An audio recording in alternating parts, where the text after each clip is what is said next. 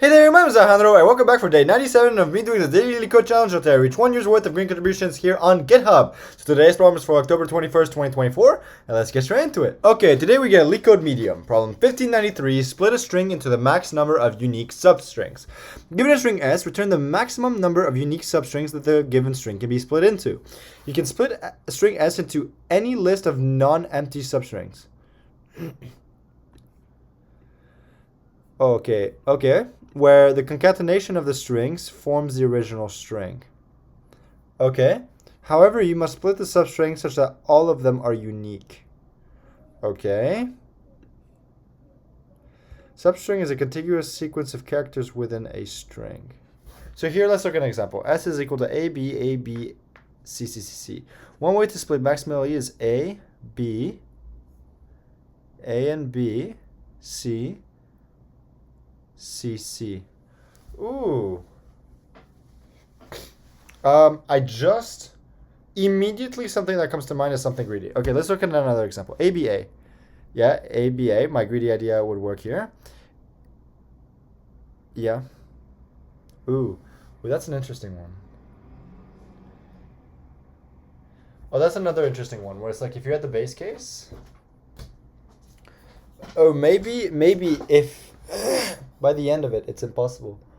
Okay, this is not something I consider, right? And let's look at the constraints. Oh, whoa. 16 in length? Okay, so you can brute force in this problem. Okay, I was already thinking of how to do things efficiently, but okay. Literally, we could just, grab every possible, list of substrings or whatever. I guess it's like you'd have to, for every single position, you have to declare whether you put a cutoff point or not in there, right? So essentially, you could do something like that. So if I did that, where it's like, okay, for every single character in S, between, characters I and J, I can decide, do I split the string here or do I not, right? So there's at most, a split between 0 and 1, 1 and 2, all the way up to 14 and 15. So we'll say it's about 16. So let's just say, okay, Python 3, we'll do 2 to the power 16. Okay, yeah. So you can definitely do that. So one way you can solve this problem is literally just split S in every single possible unique way you could possibly do it, and then just return if they're all unique. But something like that is kind of boring, right? It would work, and we might even get the beats 100% just because of S is so small. But so far, an idea that was coming to me is to just essentially have a left pointer, and it's like, okay, can I add the current character, right? So so let's look at an example like this. The immediate idea that jumped to mind is this, right? If we have something like A B C C C, why don't we start with the very first character, right? Which is A, and then it's like, okay, have we seen A before, right? So we'll keep of a scene set, right, which is an array of stuff, and we'll be like, oh, we have not seen just the character A in here, right? So we're gonna remove that and put that in here, right, as a string. Then we're going to go on and be like, okay, have we seen B before? And then it's like, oh, we have not seen B before, so we're going to add that to our set here, right? And then it's like, okay, have we seen A before? Okay, then I cannot add A, right? So then I must add AB. And it's like, have I seen AB before? I have not, so I put that in here, right? And then it's like, I do this. And then it's like, okay, here, have I seen C? No, then I will put it in here, right? Here, have I seen C? Yes, I have. So, but have I seen CC? And it's like, the answer is no. And so I wonder, first of all, if a greedy idea like that would work. What is a counterexample of where that would not work? Right? Because it essentially allows you to greedily split as much as you can. Does greedy always stay ahead is the question. That is a good question. How would you break it, right? Where it's like, essentially, you don't want it to pick a substring even though it's never seen it before.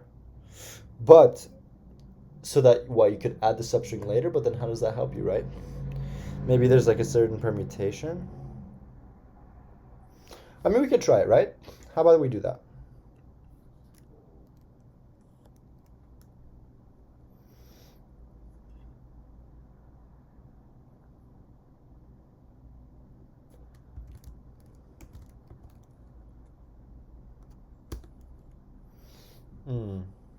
Maybe we keep a result array as arrays inside of there, right? Right.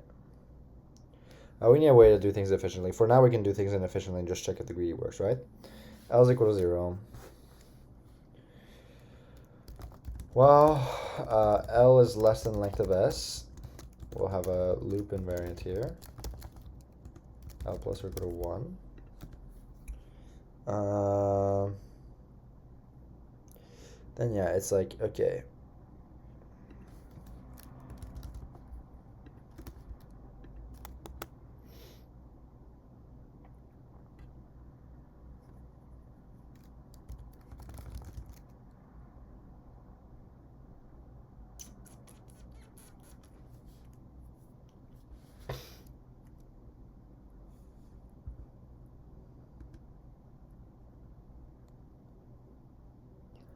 Yeah, this sucks. L to R plus 1.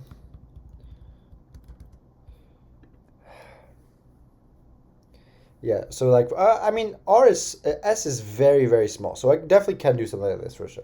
So for now, we can just do things like this in this way, right? If string not in scene,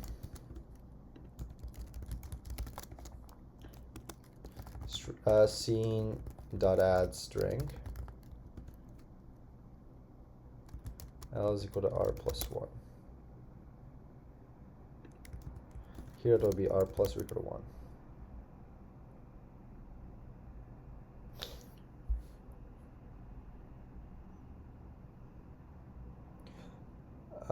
Yeah, here it includes R. Print scene, return 0 for now. I just want to see what happens.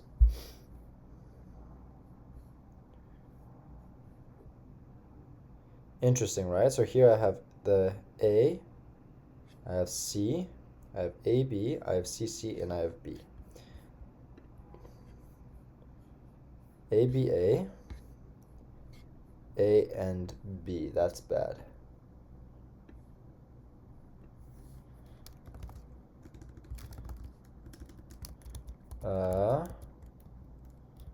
L comma R, length of scene.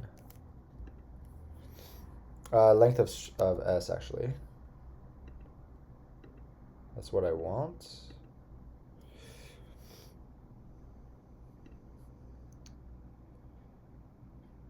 Two to 3, yeah, so.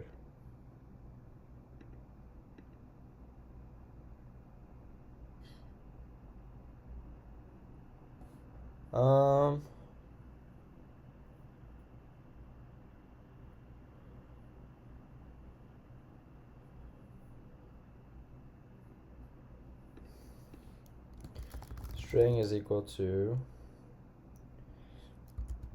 L to R plus 1, print f string of string equals. I just want to see what that gives me.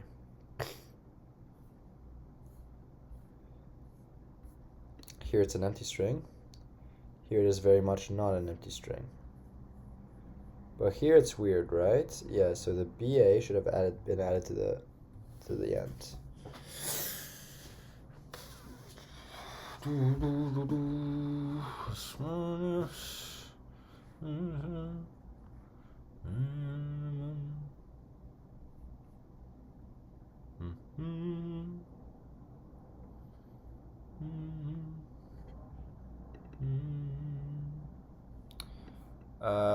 I'm gonna do print f string of string equals string not in scene.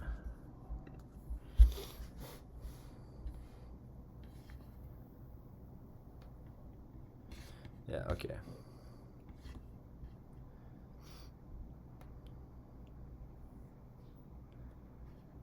Okay, so yeah, so here's like I have A and then I have scene B, right? And it's like, oh, A I cannot see anymore.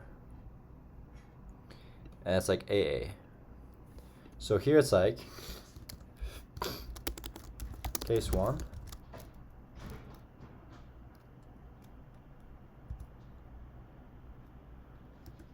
String equals empty string.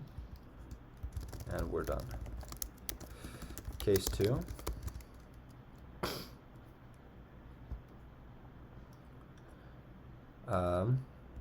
Adding string to last result works. And here we'll have a last is equal to this. Last is equal to string. That way we will always have the last one, right? Because in a hash set, you can only add things and there's no particular order. So last result works. Case 3.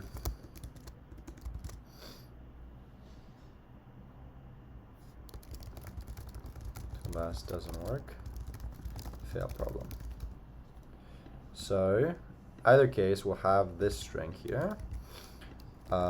If length of string equals 0, return what? Length of scene.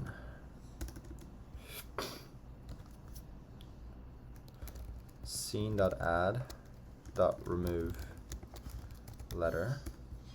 Not letter, but last.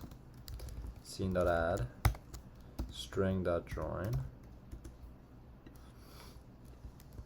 New string is equal to string.join last comma string.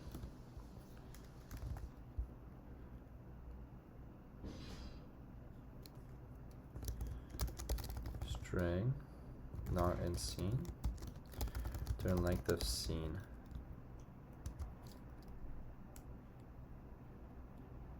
+1.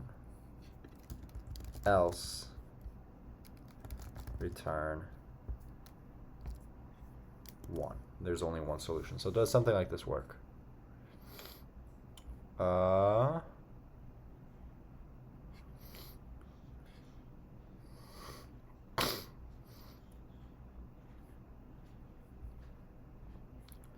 That's interesting.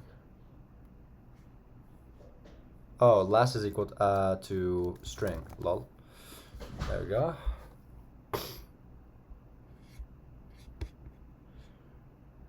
Yeah, so this should be an array. Sorry about that. Okay, now there we go. Okay, so here we have it accepted, but do we actually have a valid submission? Okay, no. So here we fail something like this, right? Where it's like the solution. Yeah, okay, so something like greedy just does not work. Okay, so it's good that we didn't care about optimizing it and so on, blah, blah, blah. There's just something like greedy does not work. It gets us pretty far, 76 out of 95 test cases, but it is an incorrect solution. So this is what I meant by like, oh, is there a case that it might break? And I was like, oh, it's so simple enough to implement, we might as well try it and see if it breaks. Okay, so that's not a worry in the world. Greedy does not work in this problem. We can just do it the silly way, right?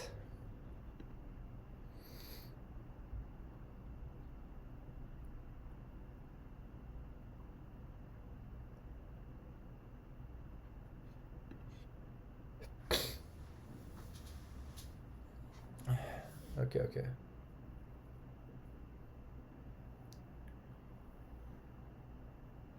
I can split.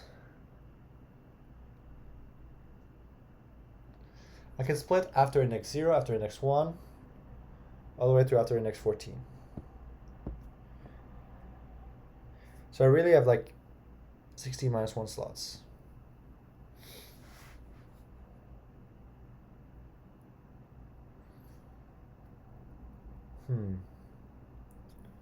So I have 15 slots.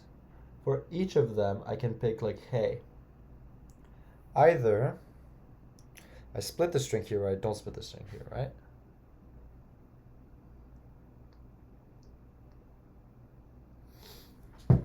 So it's like DP, right?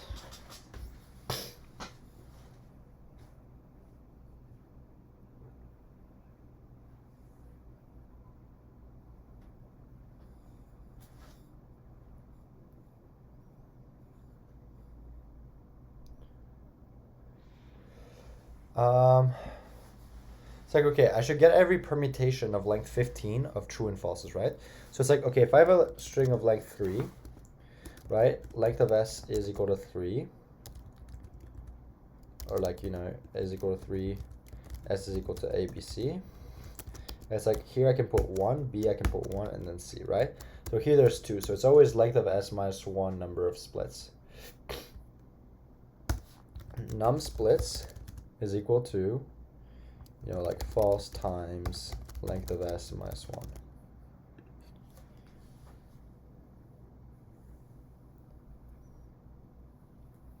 Right? So it's like, okay. Unique dp self. We'll do def init self.s is equal to none. Here we'll do self.s is equal to s. Here we don't need this.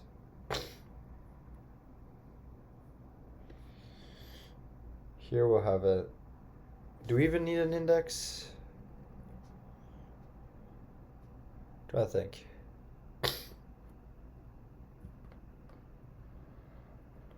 Actually, yeah, a result, right? A Boolean array. Return self.max unique of this being empty, right? So here it's like, okay, case 1, add a true representing that you will split the string length of bool r index. Case 2, add a false representing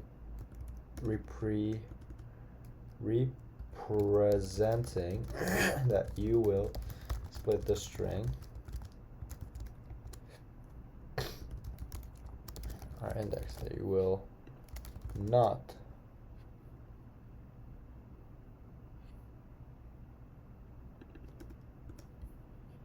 okay. First of all, if length of bool r put the length of s minus 1, turn self dot solver bool array. Right, there's also a lot of repeated work, but it's okay because s is so small, and I could probably make it a lot faster with caching. Okay, but yeah. Okay, here we'll have a solver self bool array, assert that length of bool array is equal to length of s minus 1. Here, okay, first of all, this is easy, right?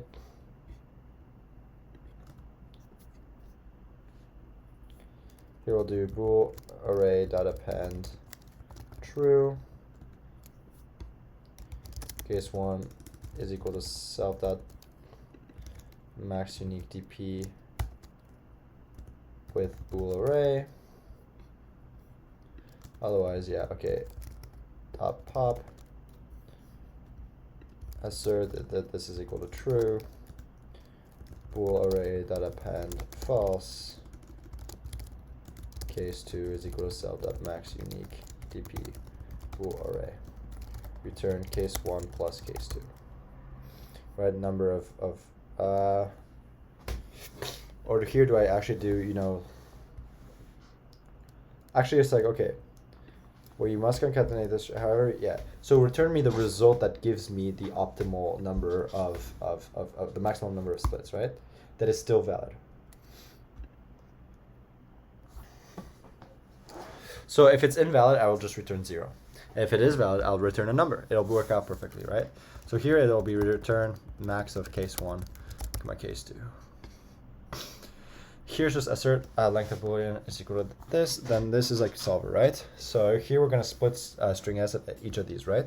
So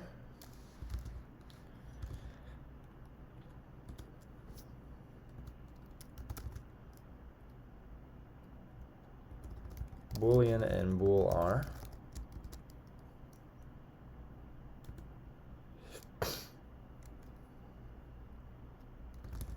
If boolean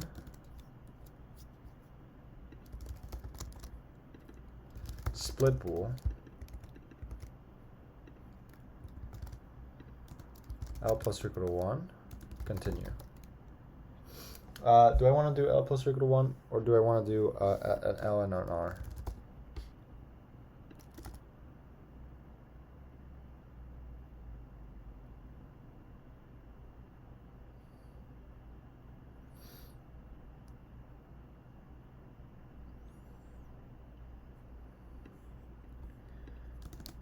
We'll do r is equal to this.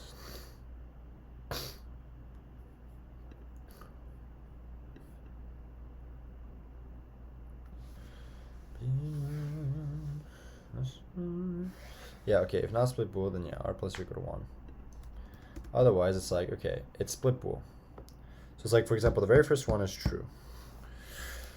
So we'll do self.s from L all the way up to r plus 1, right? So in the case of if r is equal to 0, we include that 0. Otherwise, it's like if it's false, then it's like you want 0 and 1. That's good, right? Because r is 1, or 1 plus 1 will be 2. So now include, you have 0 and 1. So I think this is good. Self.s of L to r plus 1. Then we want to think, okay, we'll do r that append this value. And this is very not efficient, but again, I'm doing it since s is so small, right? So s is at most length of 16, so it's like, okay, it doesn't matter how many times I split. It's just so small that I might as well, right?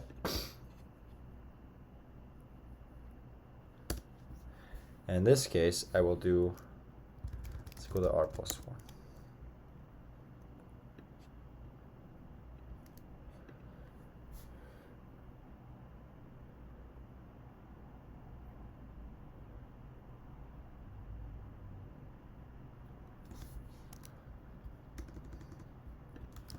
Y is r plus or equal to 1, and L equals r.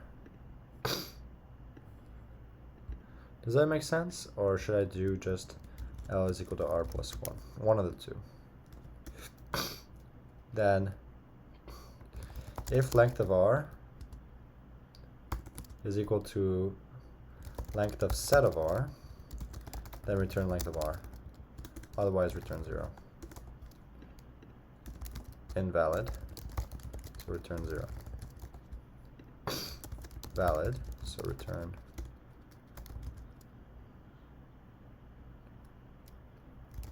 length of r, or count of true inside Boolean array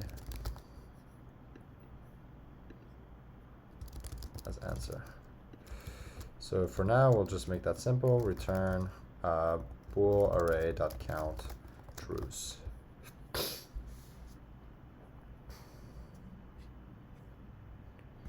If this is the case. Okay. So let's run something like this first of all. Yeah, self.s.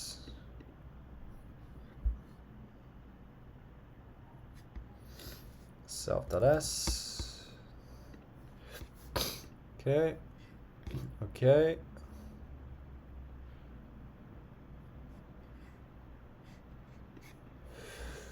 Okay, print bool array.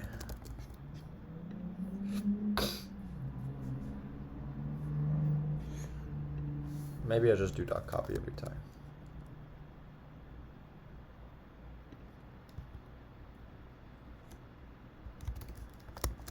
Just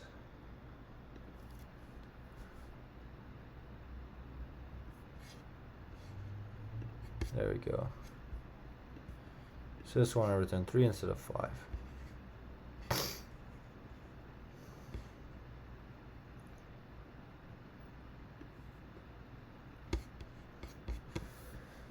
So it could be that something like this is wrong. So let's try.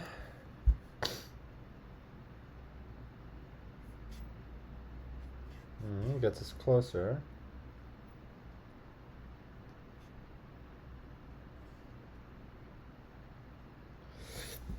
Let's think about it. What about the very last index, right? Oh yeah, I need to think about if I'm adding that 5.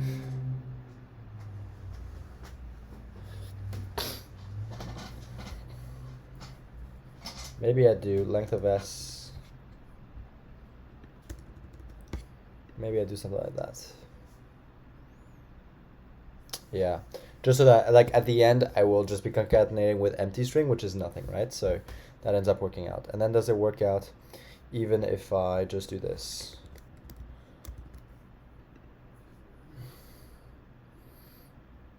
No. Makes sense though, because the r isn't updated and I'm checking split bool again, so that matters. Okay, so that makes sense. So we can run something like this. Okay, submit.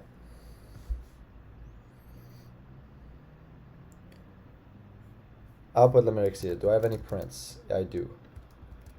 Okay, so now if I use this test case and I run it. Yep, okay, so let's submit.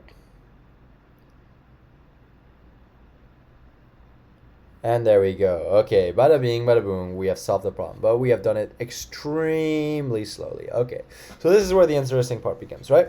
So essentially we have found a way to do it, but obviously very, very inefficiently because we're making copies of our Boolean arrays. We're like using, you know, like string slicing and so on. We're making this very, very slow, but technically we were able to solve the problem and so on just by like brute forcing our way through it, right? I will say one thing is that I'm a little thirsty, so I will just make sure that I grab some water. I just came out of a, we went hiking with my friend. I woke up at 6 in the morning and we went to the hike. It takes 3 hours to drive there, a couple hours for the hike itself, so around 4 to 5, and another 3 hours on the road back and so on. And now it's 6 p.m. and doing the LeetCode challenge and so on. And yeah, I just need to grab some water. So I'll be right back. For you guys, it'll be 1 second. So see you in just 1 second, and we'll do this a little bit more efficiently. So see you in just 1 second. Hey there, sorry about that. I'm back. Okay, let's just straight back into this. I did not just take a water break. I got my water, of course, but I also had chipotle, and I'm drinking a little Premier protein shake. So very nice, very cool, a little bit more rejuvenated. And yeah, let's get back into this problem. Okay, yeah, so this we solved in a brute force way, but obviously we can do better. If I remember, yeah, we had a 5% accepted submission, 1382 MS, extremely slow. We need to find a better way to do this. Okay, so now let's think. Okay.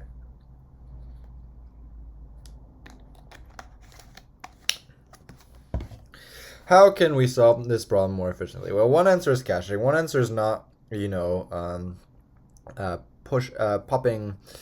making copies.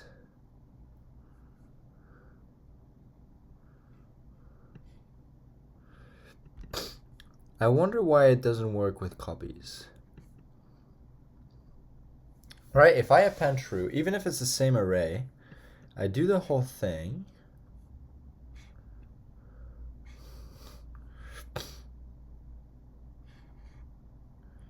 Right.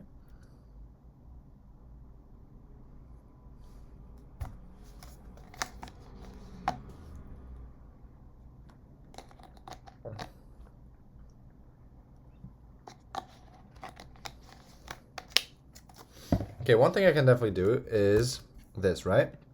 So that's one optimization. Okay, so here I submit. Let's see, let's keep trunking this down. 1382, 1331. Okay. So that makes sense. Here we can get rid of this. Now, we'll say substring is equal to this for now.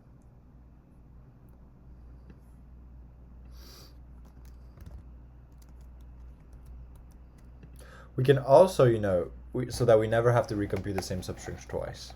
That's also a thing we can do, right? Whenever we compute a substring, we'll have it in here. Self.substrings equals this. I to j maps to s of I to j plus 1. Right? So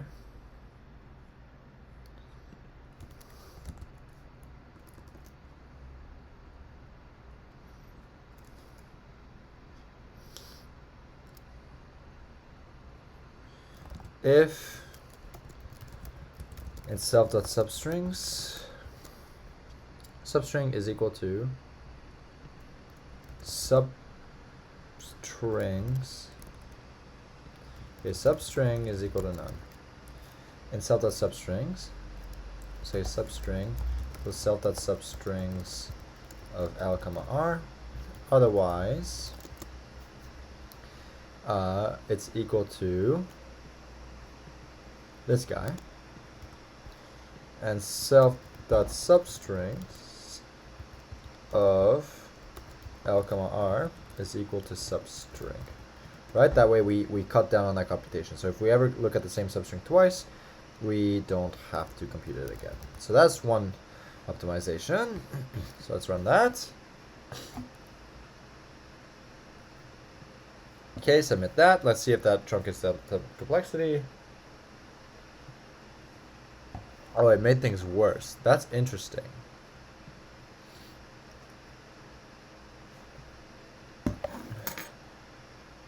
I suppose that makes sense. S is small enough that this doesn't matter. Interesting. L to R plus 1. Yeah, I guess so. S is small enough where this is going to have the least effect, right? So the annoying thing is the making of copies, all these things, my recursive calls, so that's what I really need to fix. Okay. Yeah, this is not it. Yeah.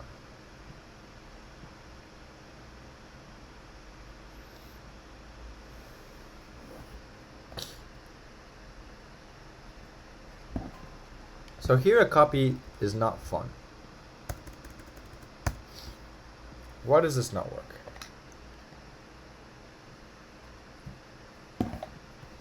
Oh, maybe just because I have the assert there.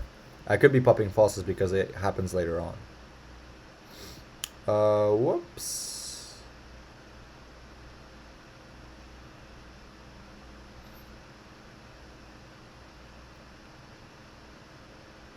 Oh, bool array.pop, but I don't necessarily need to assert anything. Okay, so that's very interesting. Right, I append. Okay, so why does this not work, right? So if I do copies, it works. So here's like I append my true to that pointer. So I have a pointer that points to that list. I pass that pointer. I grab this thing. This keeps getting augmented. Then I will pop. And in each of those, append false and try the same thing.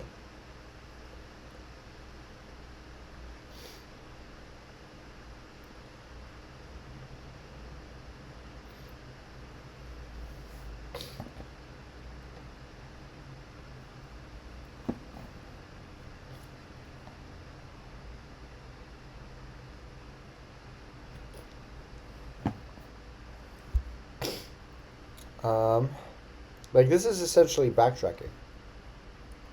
Just I don't want to backtrack with copies, right? Why do so?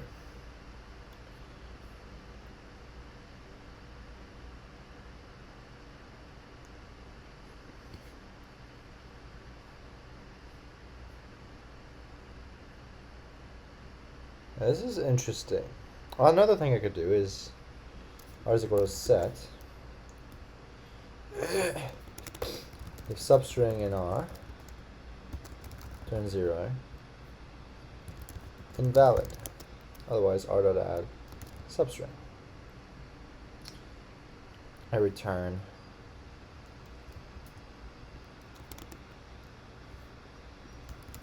length of R.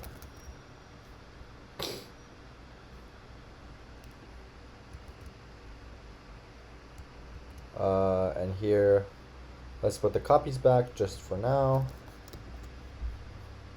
Maybe I only need one copy right now. Yep.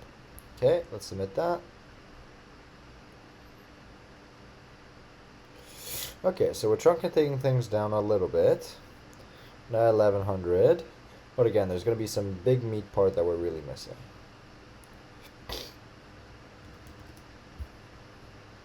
Okay. Here. We'll just grab that.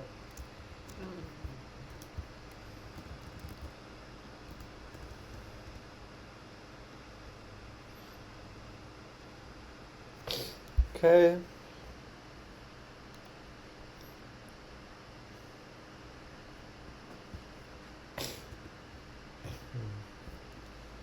Yeah, L comma R is equal to 0 comma 0.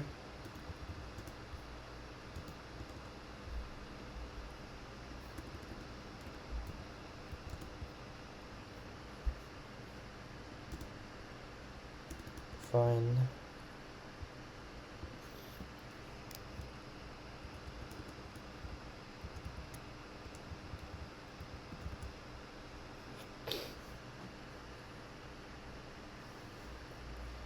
Okay, so that's accepted. Just wonder what makes things so slow.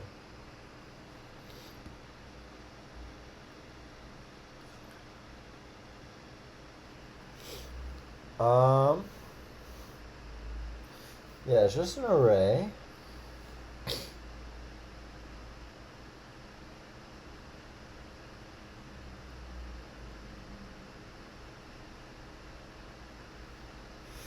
Right, but I am splitting at every single index.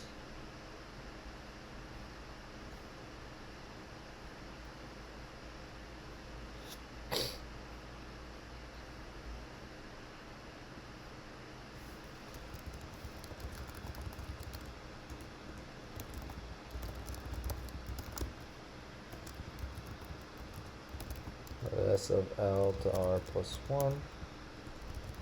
Substrings of L, R equal to substring. So this makes things slower. Interesting. That's very interesting. That's crazy that that makes things slower. That actually really surprises me. Okay. We'll just do substring is equal to self.s from L to R plus 1. It's crazy that that makes things slower to cache results. Okay. So the point is, like, we're going to have to be able to do some DP sort of idea instead of backtracking, right? I wonder if the array.copies has... So why can't I append true and append false?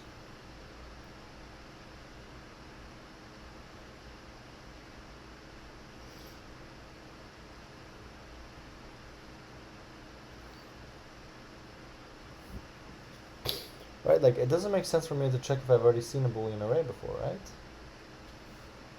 Maybe I do at cache, but this will probably not work just because this is not a tuple, right?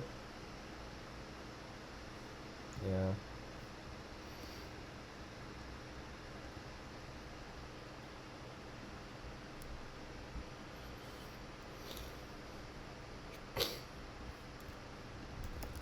That memo is equal to this. If tuple bool array in self.memo, return self.memo of tuple of bool array.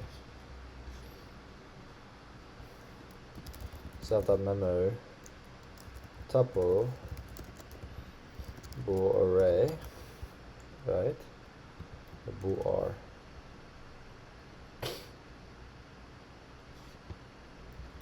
Is equal to max of case 1 comma case 2. Right. Does that make things slower as well? That's insane to me. Okay. Interesting. So it's not just going to be like one of those, like, well, okay, the tuple bool r part, yeah, that does make sense.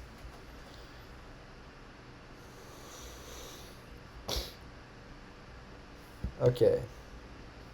Maybe let's think about this more carefully. Given a string s, return the maximum number of unique substrings that the given string can be split into. Into any list of non-empty substrings where the concatenation of the substrings forms the original string. Must split the substring such that all of them are unique.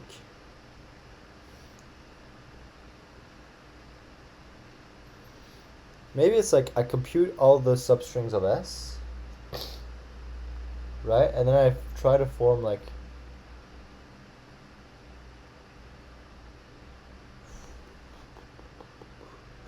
it's like I try.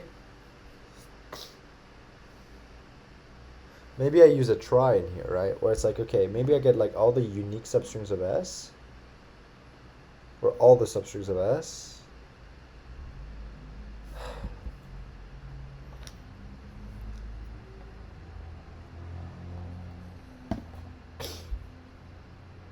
This is interesting, right? How are people doing this so efficiently?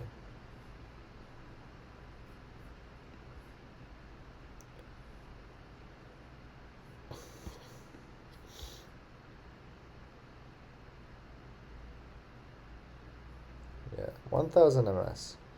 People are doing it in 100. It's like they're able to commit to a result instead of trying, the two branches. But how are they able to commit?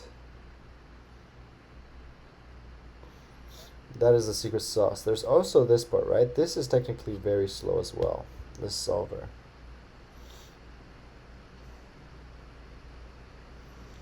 Because 2 to the 16 doesn't actually get you 1077 ms. So maybe this is not the slow part. Let's see, if I do dot copy in here, how much lower do I get from like 1100 ms?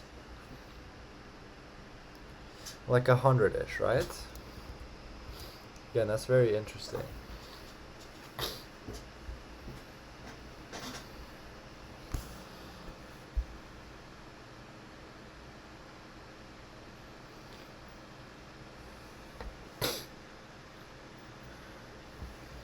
Maybe it's like I keep track of like, the previous set.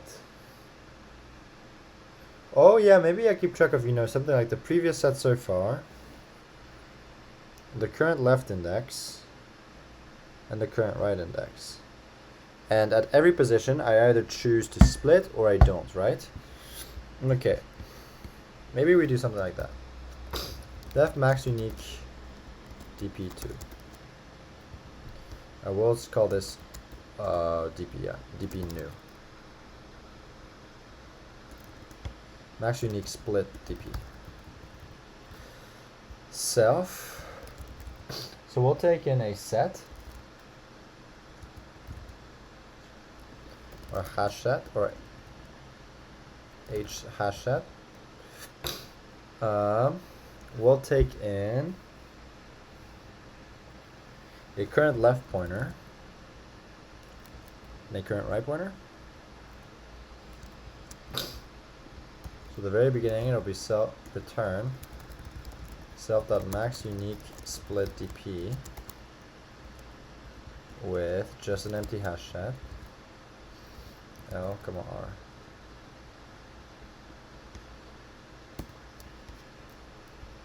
Here we can memorize results, right? If h set, I don't know if a hash set is a hashable type. Self.memo.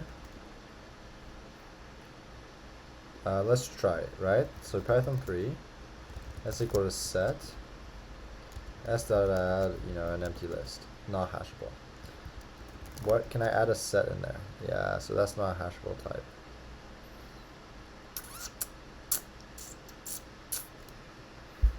Oh gosh.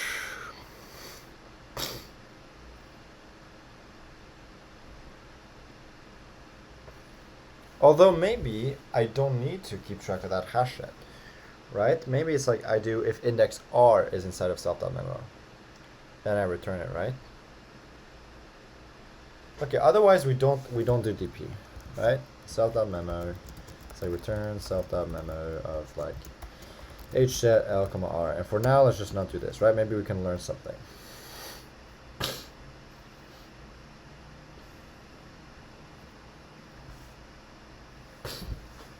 Okay.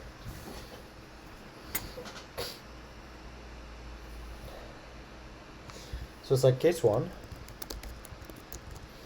split s at index r.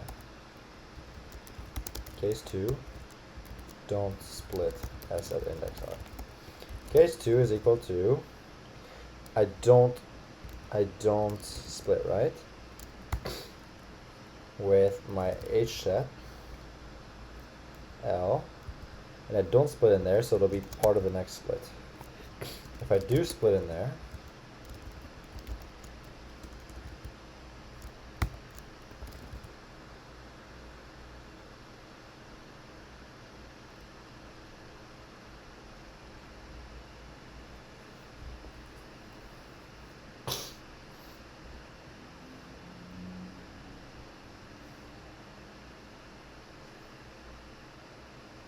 okay. If I split s, okay, we'll make this our case 1 because this is very easy. Okay, this will be our case 1. Case 2 is actually split. Yeah, okay. If I'm splitting s at index r, then, oh my goodness, right?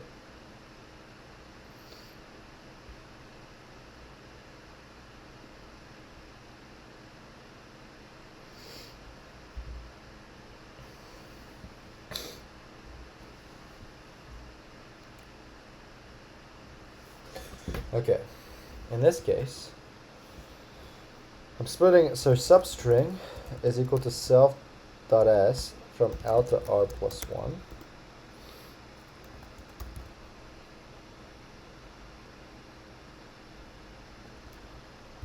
Case 2 is equal to 0. Is substring not in hset dot add substring L is equal to R plus 1 plus or equal to 1.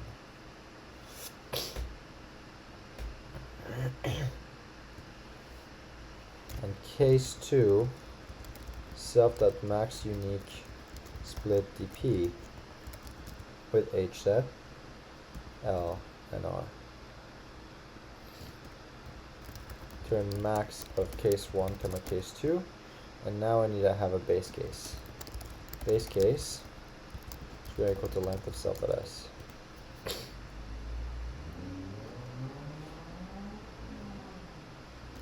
R is very equal to self.s. First of all, assert R is equal to length of self.s. Here we'll do substring is equal to self.s from L to R plus 1. We will say, okay, hey, the same logic in here, right? Substring in hset turn 0. Otherwise, we will do set that add substring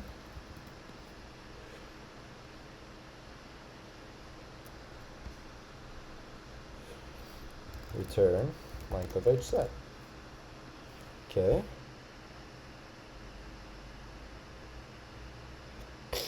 Oh, here L comma R is equal to 0 comma 0. The very beginning.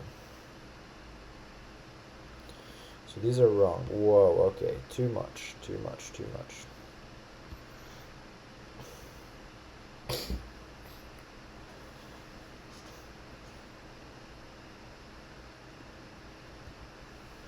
Dot copy here maybe.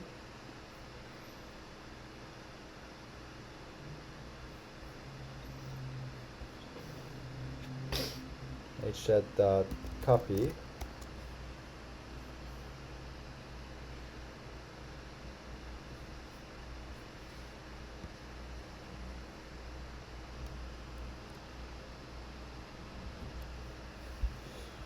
interesting.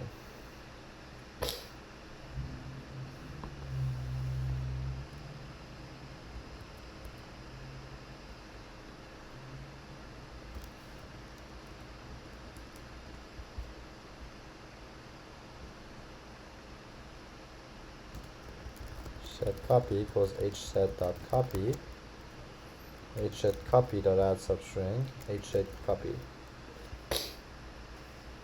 It's very annoying whenever we work with pointer stuff, right? Okay. Oh, am I always off by 1 here? Bruh. Oh. Is that the case? I'm just overcounting by 1.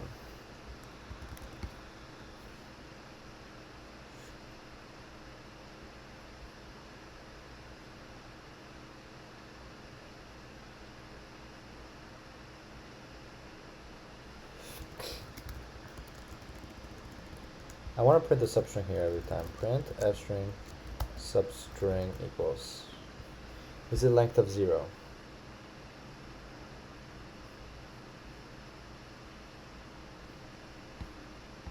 The very last case. Okay.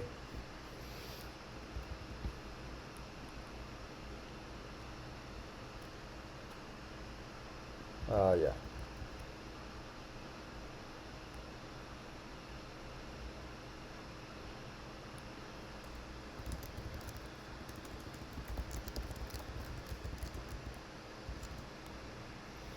Now this won't work, right?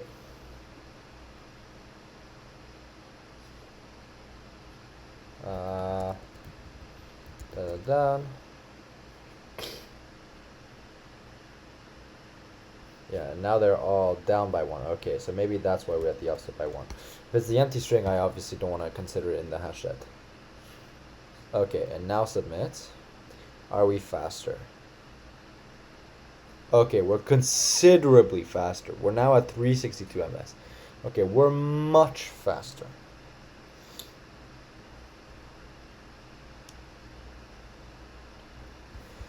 Now we'll do substring equals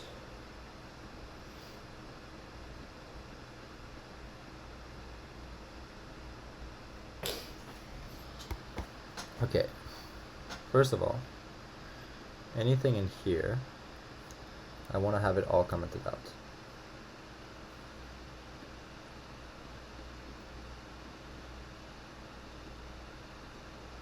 Okay. Now we'll do a helper here called def get substring self an L and an R. Returns self.s from L to R plus 1.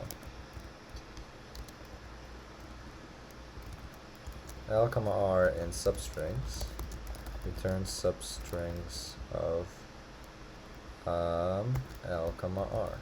And there should be self dot, otherwise we'll say substring is equal to self.s from L all the way up to R plus 1. And here we'll return substring.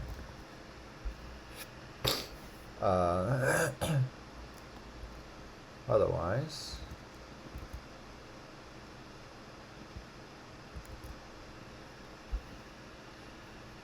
right. And there should be substring equals self.get substring from L comma R. And there should be substring equals self.get substring from L comma R. So this should work, right? Alright, okay, submit. Does this increase or decrease my time complexity? See, that's wild that it increases my time complexity with caching. Actually wild. It means the caching at O of 1 is actually slower because of how small the string s actually is. It's actually so wild. Because again, yeah, s is at most length 16, so it's just worth it to just make copies of it. Okay, 357 ms is still an improvement. Are we doing the hset copy stuff? Okay. Can I just do hset and get away with it here? Okay, that works. Okay, that brings me down. Do I have to do a copy here? Does that work? No. So I have to do at least one copy. Okay.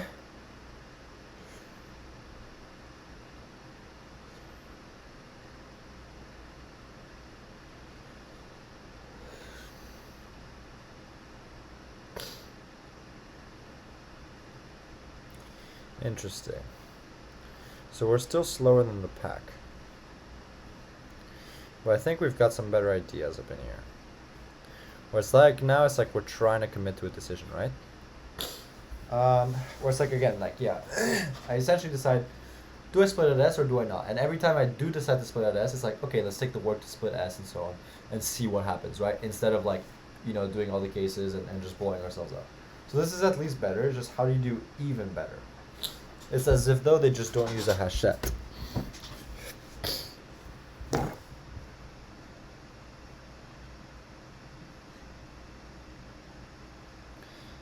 Maybe there's a singular hash set.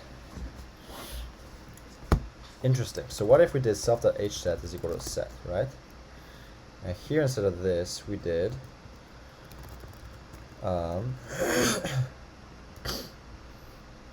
just L and R.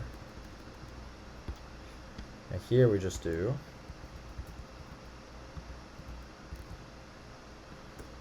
without a hash set. Here we'll say hset is equal to self.hset.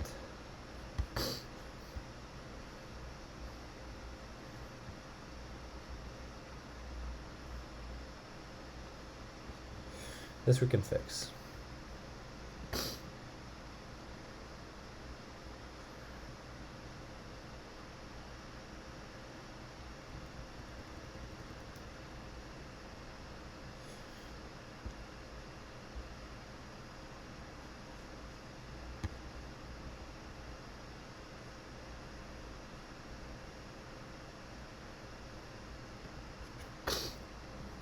Otherwise we do this, we grab this guy. Case 1 is that, right? Otherwise it's like hset.remove substring.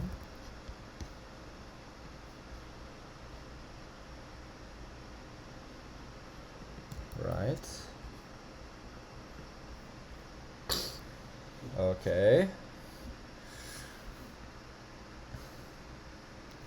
Right. Here, so this won't work because of this though. Yeah, so here we'll do that, and we'll just say case 2 equals self the max unique split dp with r plus 1, r plus 1.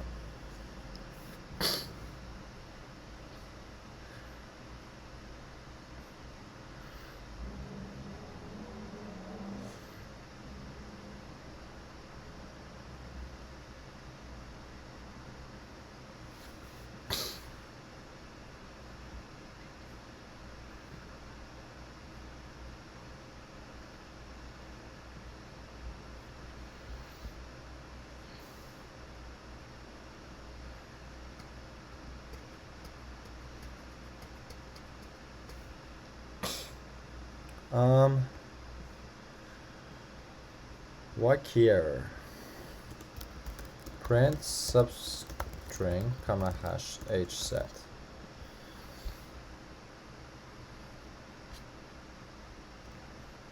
C.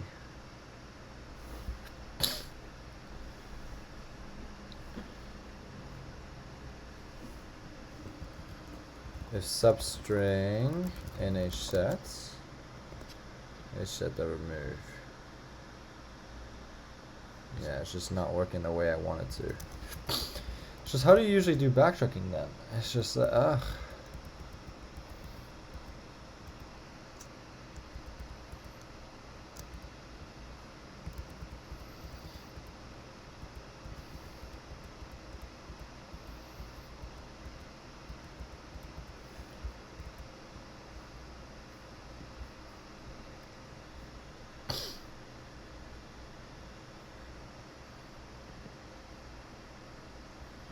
Yeah.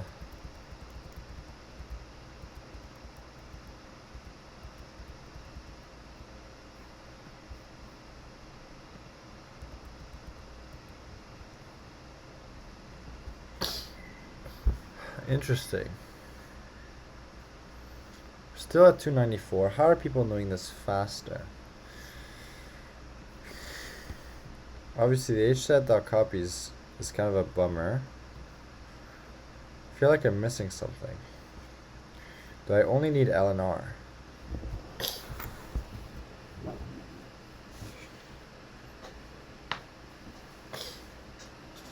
Ah, I do need a hashet to keep track of, like, you know, the previous splits of the S.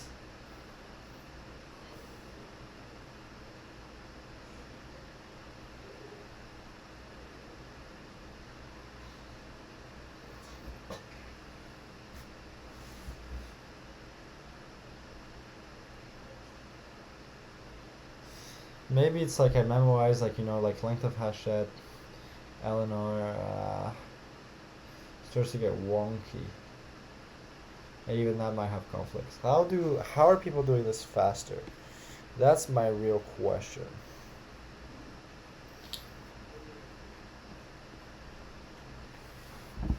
Right. Like what we're doing right now.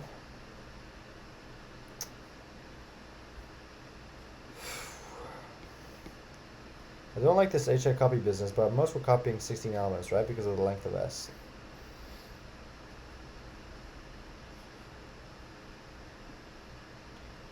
Alright.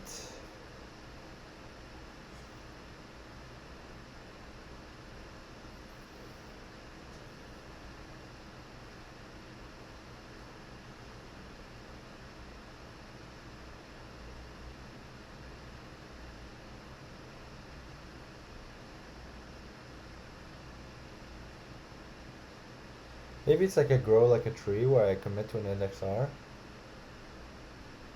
And it's like I start off with, like, you know, an empty set, and like I add and I don't add. and like I might have wrong solutions, but if I have wrong solutions, then like they will have smaller hash sets in length. So therefore, it's like whatever is the actual best solution will be in there, even though I have incorrect data. Maybe I do something like that.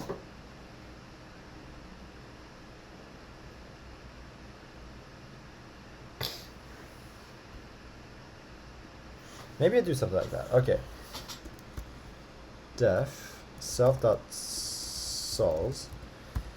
At the beginning is empty equal to a list with just one empty hash set, right? And here we'll do return self.solve with 0, 0. Def solve.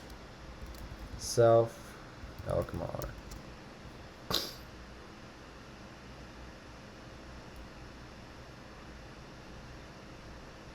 Actually, maybe I just take an R. I just take an R.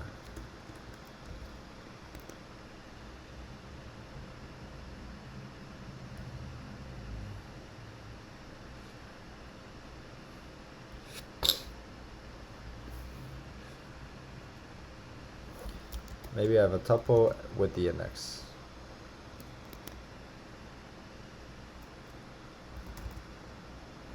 hset, L in self.sols. Substring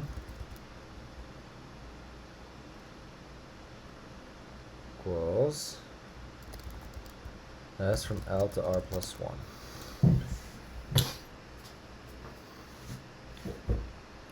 hset.add substring, even though it's not unique, right? Because by nature of a hash sets, you can only have a unique solutions.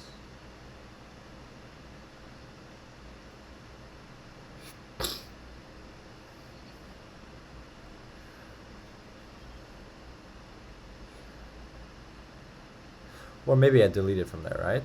I never put it back into sols.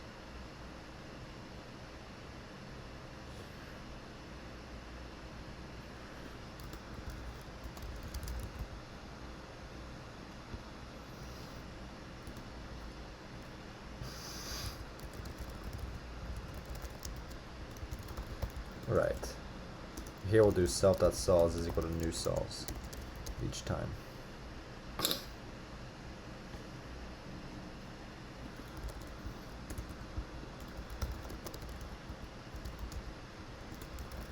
Right, something like this.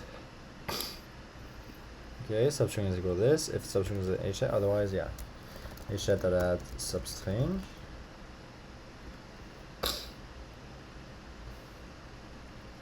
New sols.append a new tuple with the hset r plus 1.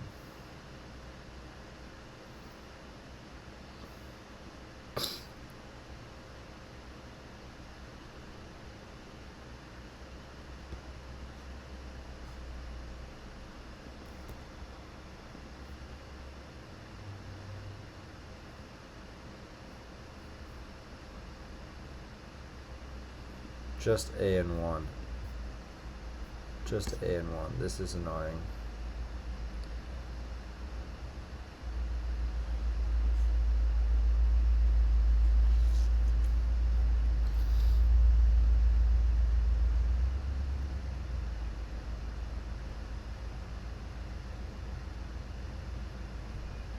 Oh yeah,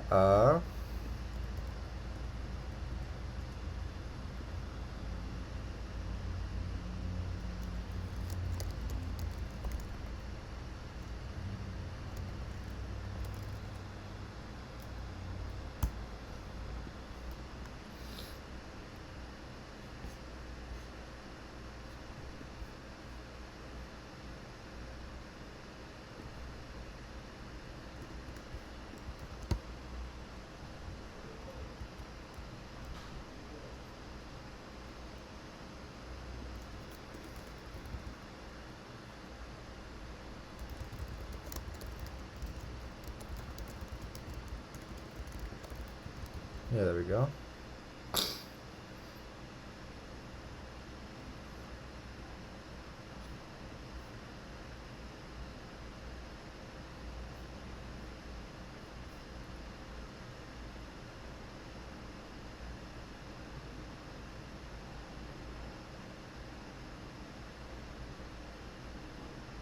What?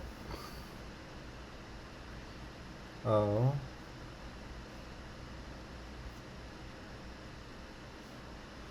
Dot append L.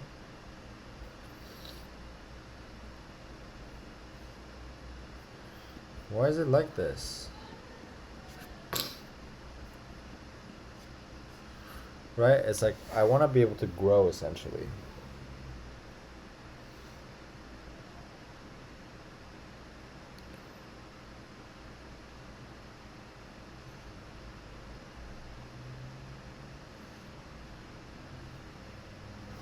Oh, maybe I do a dot copy here every time.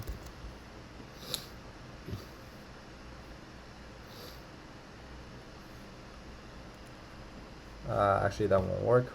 It might do different results, but yeah. hset copy equals hset dot copy. Hset copy this and hset copy that.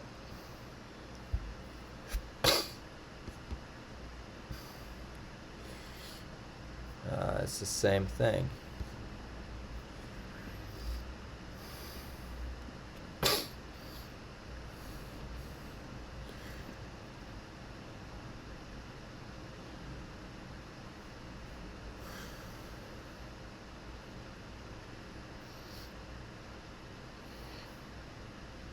Oh.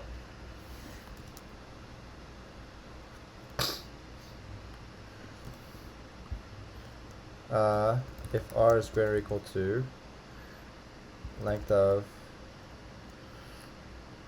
self.s, return. Otherwise, you know, self.solve with r plus 1.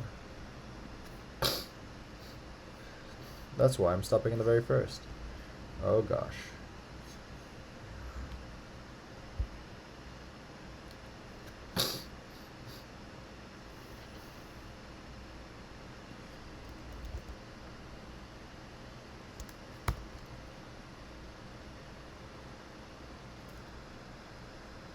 Pair of 1, pair self.solves.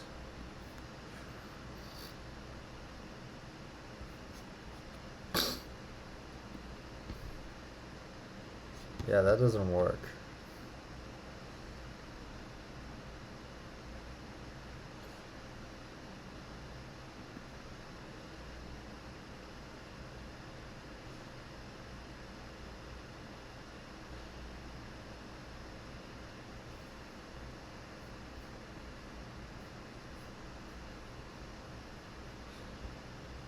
Print sorted self.souls equals lambda pair of 1, reverse equals true.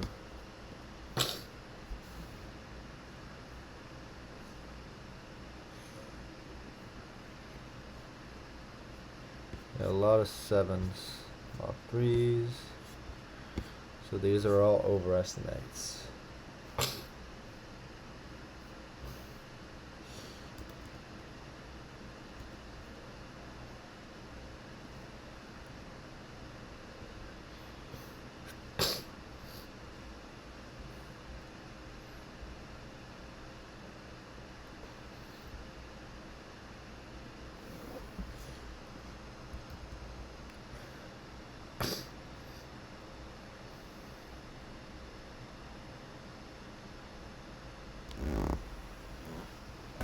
Self.sols equals new sols.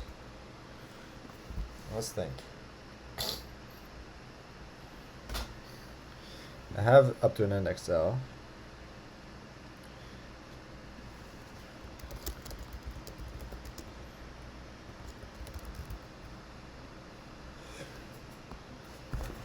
It's the same thing.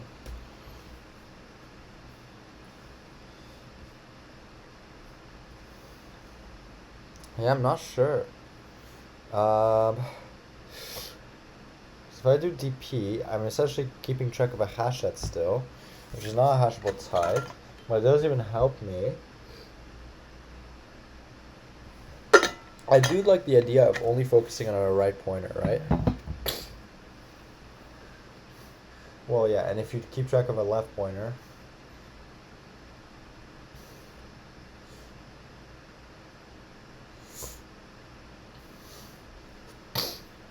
And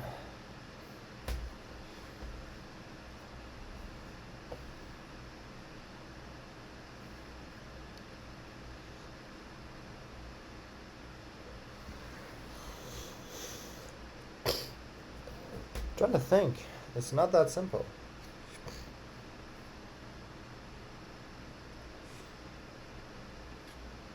It's actually crazy. Can't even have all 26 letters of the alphabet.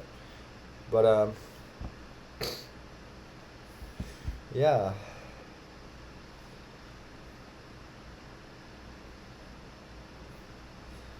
Oh, here am I doing empty substrings? What if I do reverse equals false?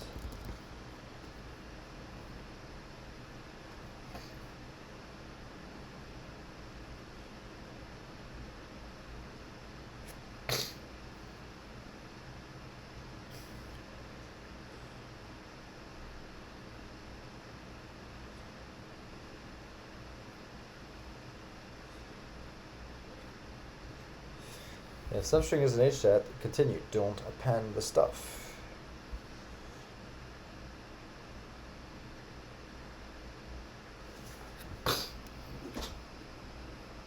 Maybe it's otherwise I do this.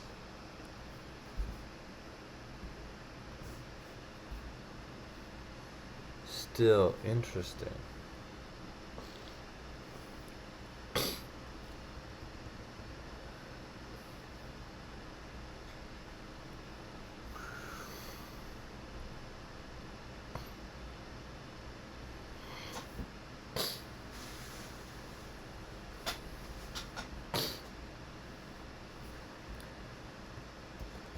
If I get rid of this guy,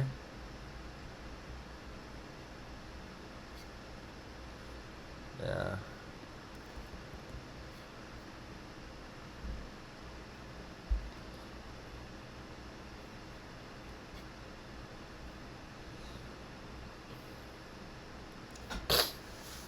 What is the idea here? Given a string answer to the maximum number of unique strings that could.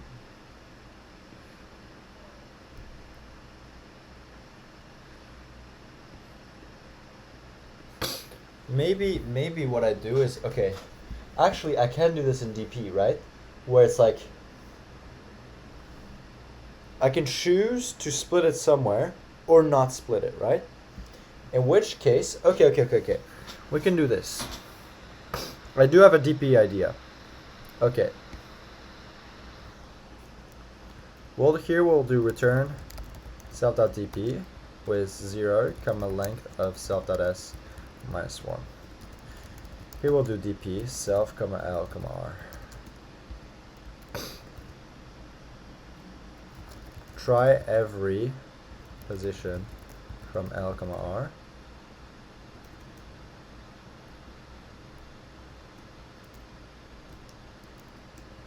Cutting s at every position.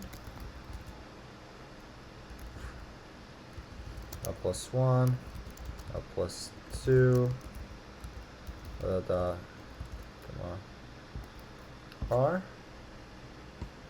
Well, right after L.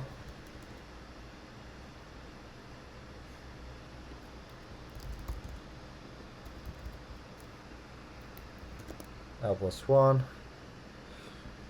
R, it might be R minus 1, including the case where no cuts are performed.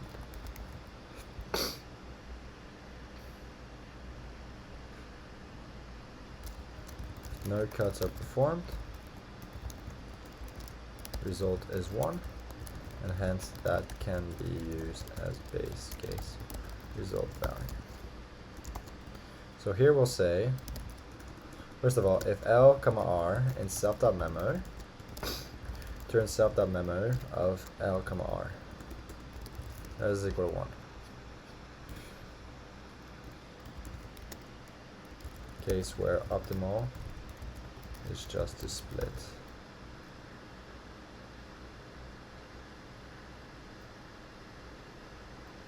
Just to split anywhere.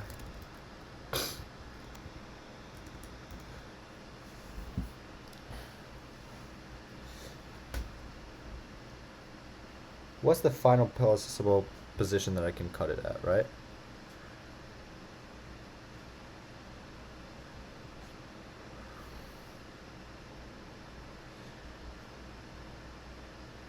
So r minus 1. Or the length. Yeah, so if I cut it and the empty string, that's fine. Okay, with the empty string, it's fine.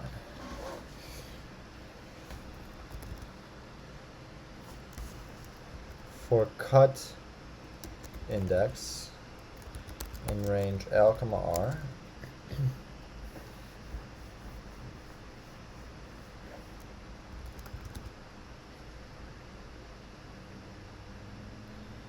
self.s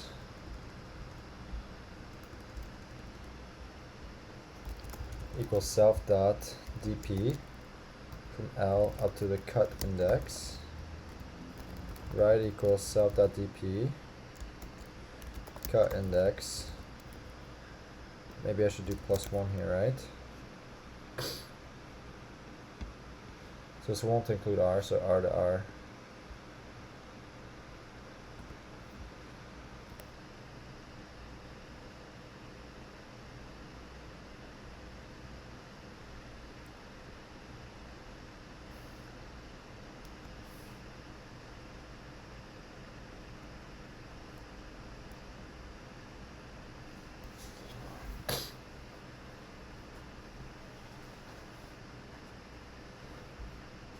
Oh geez, I need to keep track of like a hash set for either of them, no matter what.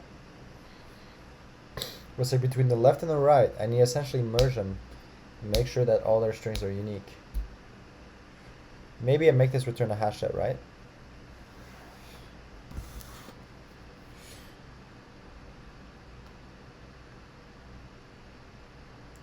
Yeah, left h set, right hash set.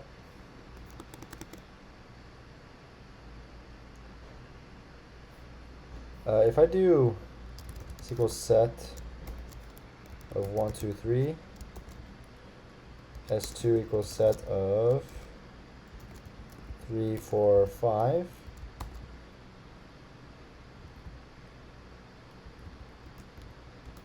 S2, S dot union S2, S2, union left h set dot union right h set. If length of union doesn't equal length of left h set plus length of RH set, right h set, continue. Otherwise,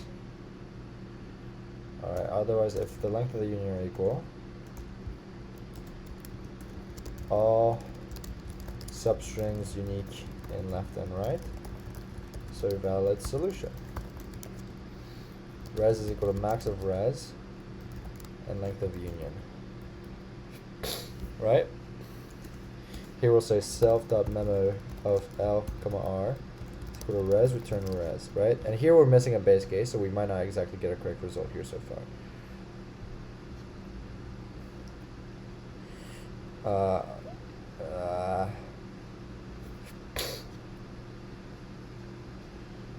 Okay.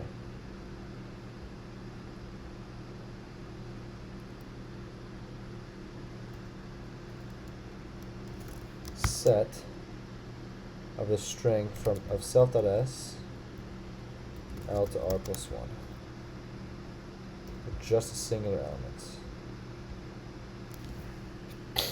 right? H set is equal to this. Length of union is greater than H set.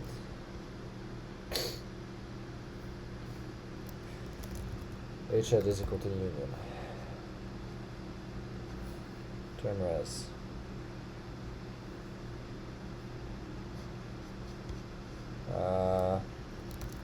H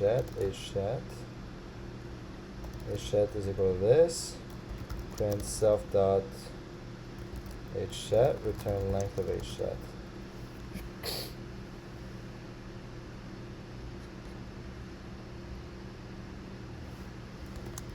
Length of this guy.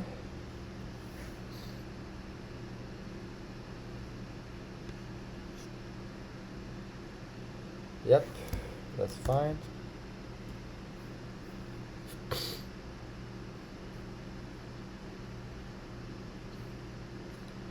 AC, BA, BCC, O.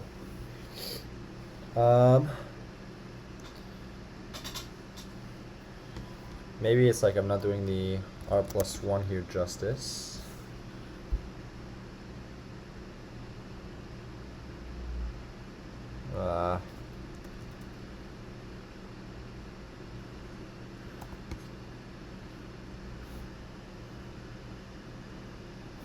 Actually, that doesn't work.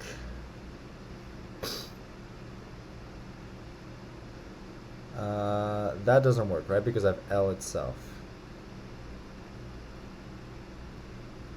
So here I want to have at least L to L, right? And here R to R is cool.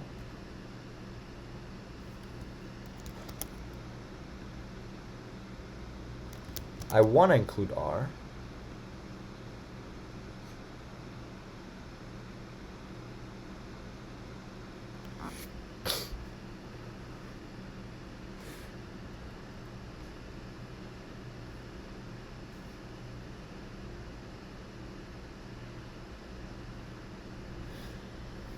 Yeah, I understand.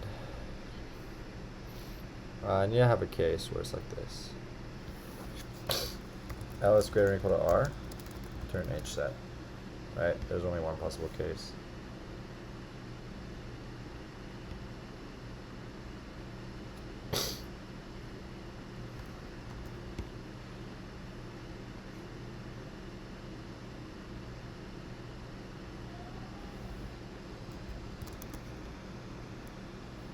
Yeah, these two cannot be equal, that's for sure.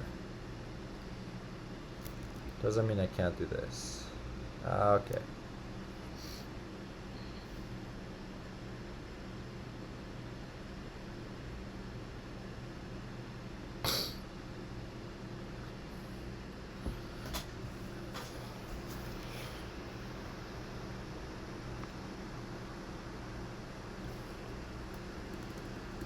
Okay.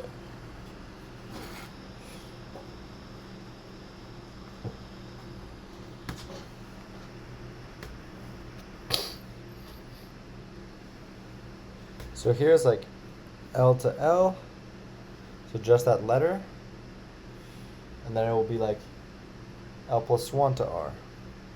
Now when this is at R-1, L up to R-1 inclusive, and then here it'll be R to R.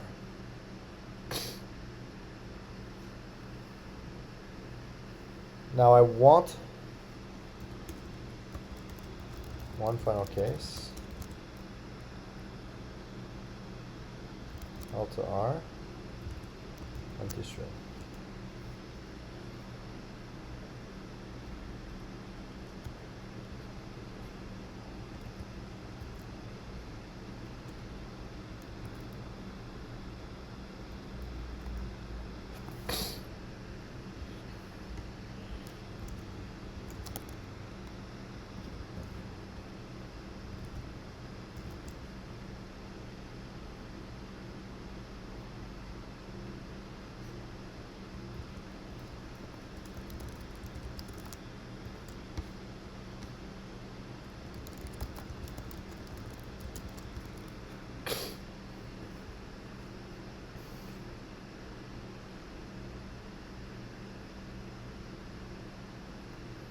Oh, yeah.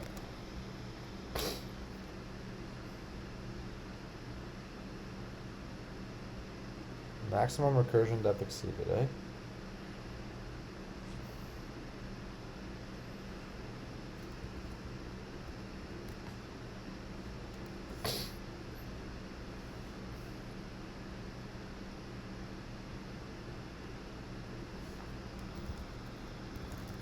H set is equal to a set with just empty string in it.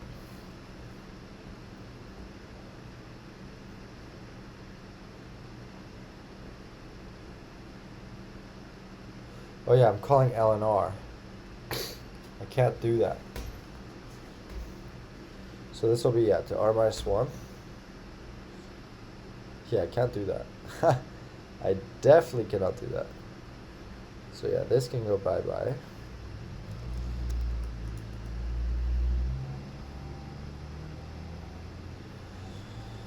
Yeah, so it's just interesting that something like this doesn't work. I'm 1 away.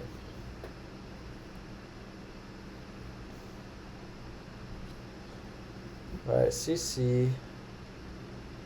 Put BAB in there. Oh, but it's not doing the maximum amount of splits.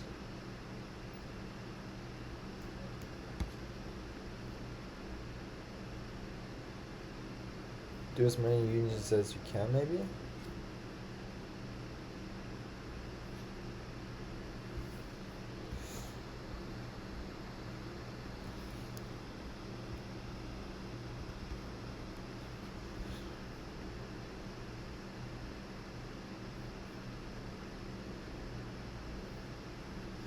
Yeah, it's not prioritizing this.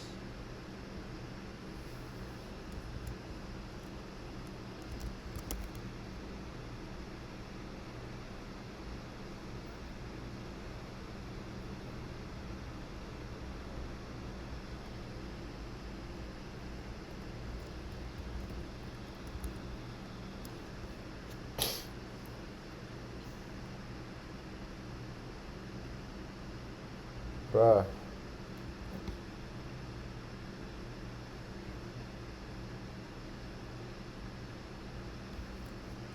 So weird.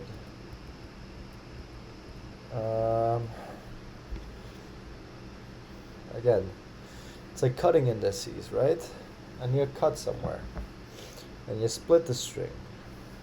Also, I can rename cut index to just split index. Right? If I split at index L, that means I have L to L. And then after L is my right side. Right? If I split at R, that means I split nothing, which is what this guy's supposed to give me. Right? I split nothing.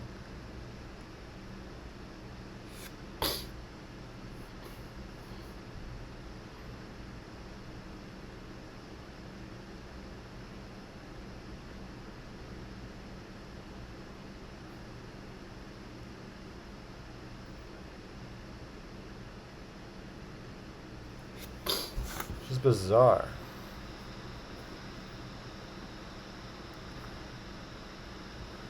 This will be at minimum L to L. This will go to R minus 1. When I have L to R minus 1, right, and then I have R minus 1 up to R. Oh, maybe I'm not considering the case with.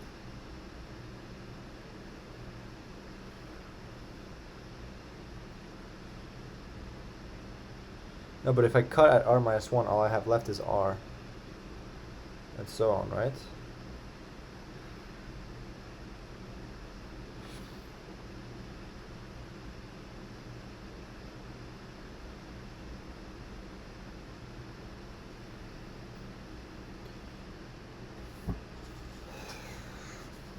I really gotta think about this harder.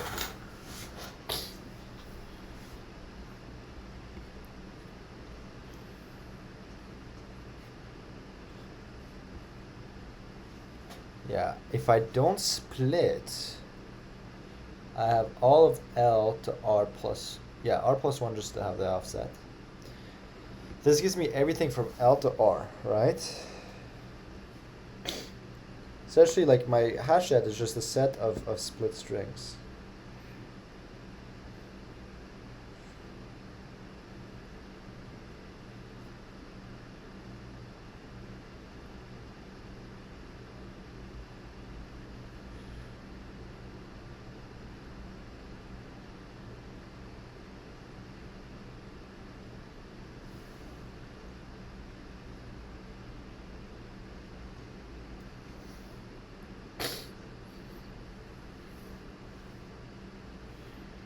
But you don't check if this was in your hash set before.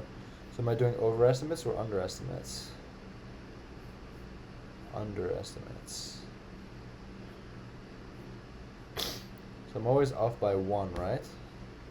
Oh no, I'm not. It's like, why is it not splitting this guy?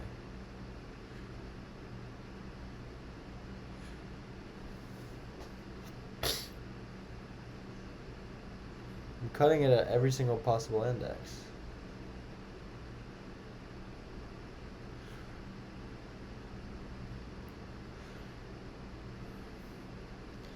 Maybe I don't do this.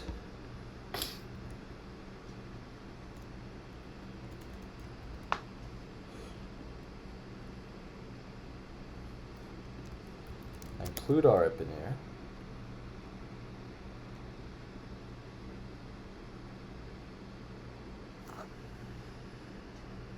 Oh boy. No, because then I do the L to R in here. So maybe here I do split index minus 1. Here I do plus 0.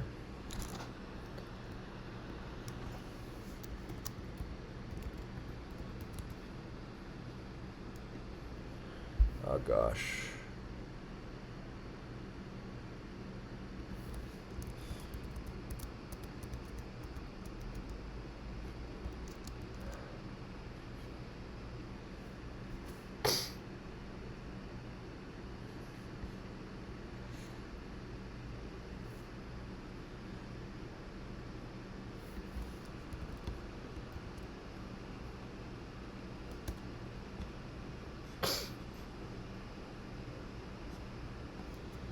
Res is equal to this. Maybe we just do this. For now, let's just do this. Right? Let's just say left is equal to self.dp, L, comma split index. Right is equal to self.dp with split index plus 1, comma R. Left H set is equal to set of left. Yeah. Length of left doesn't equal left of H set. Continue. Right H set is equal to set of right H set of right. Length of right H set. Continue.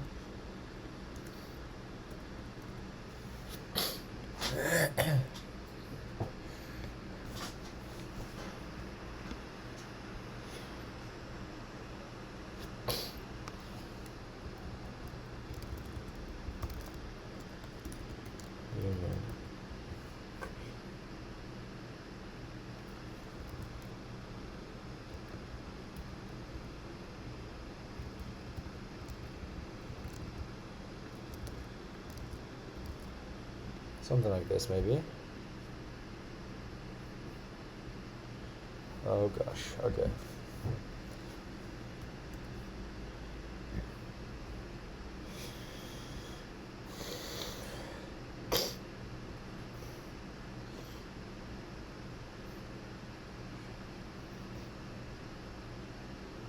Yeah, the left is not unique strings, right? So the whole thing can't be unique.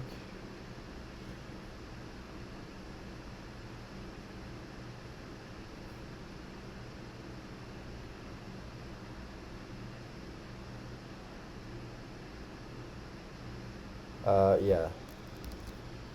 There we go.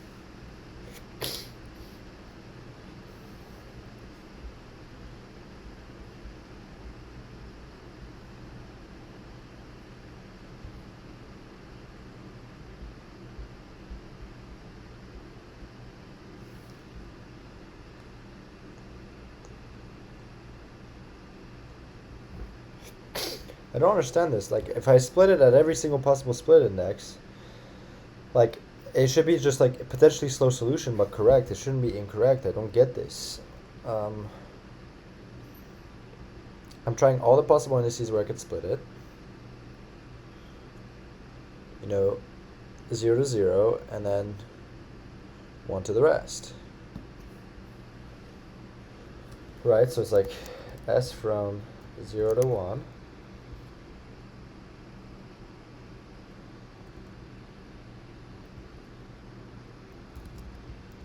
Or onwards.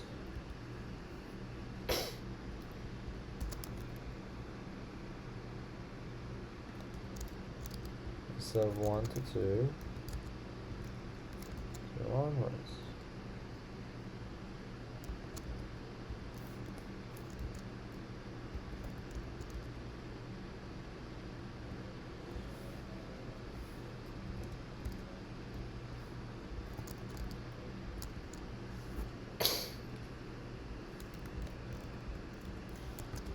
Dot.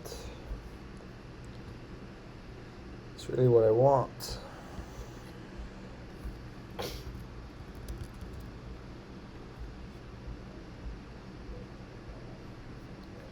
Bruh.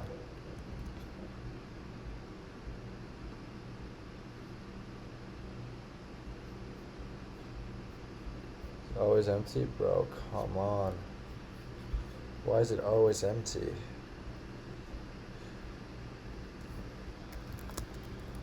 On my left H set. Print.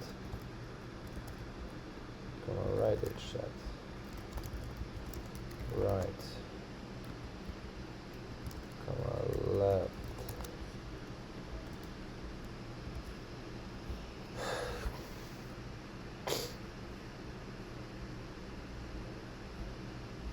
Bro.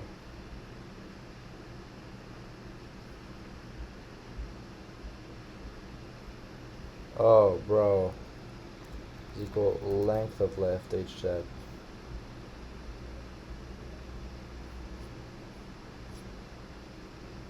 Yo, first of all, that was a big bug. Now we don't reach these such cases.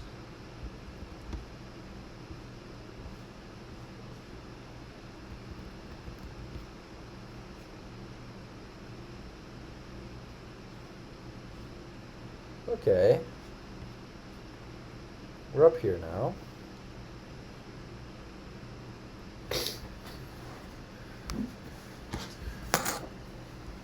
So what about a long time ago? We had this.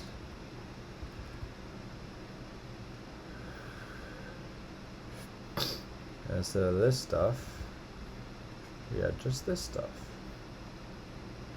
Instead of this, we had shed is equal to set of cell.s of L to R plus 1.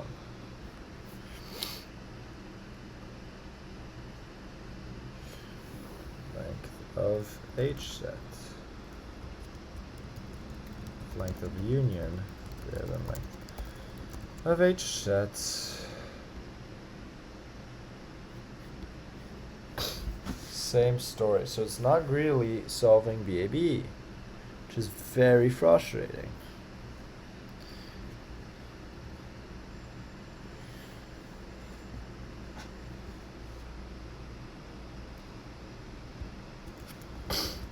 Cell.s from L to R plus 1 is BAB. If flag, print f string, left shed equals, right H shed equals,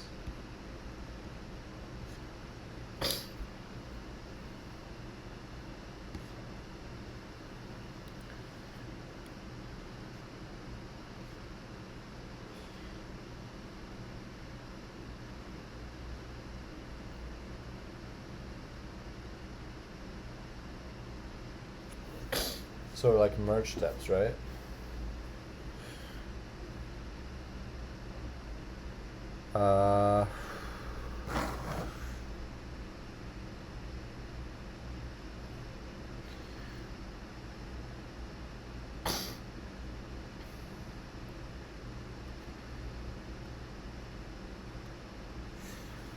Oh my goodness. If something is in here, then it's like I need to be able to like merge this B back with this A and be like, oh, it's different from this B. That's really annoying. Yeah, maybe this is just not done with like DP in the way that I think it is. So maybe this is just not the idea to do the split indices, right? Because you're always going to keep trying to split.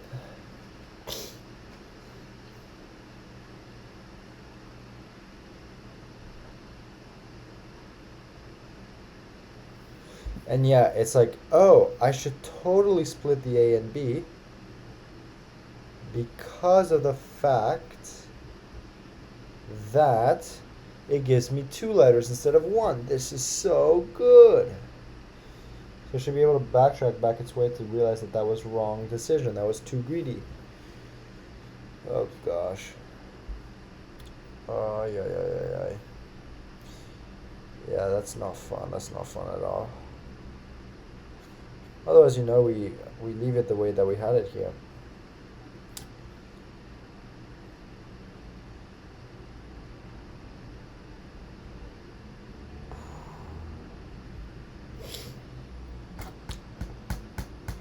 Yeah, I'm a little stuck here. Okay, so it's like, obviously it's like we want to punish this behavior.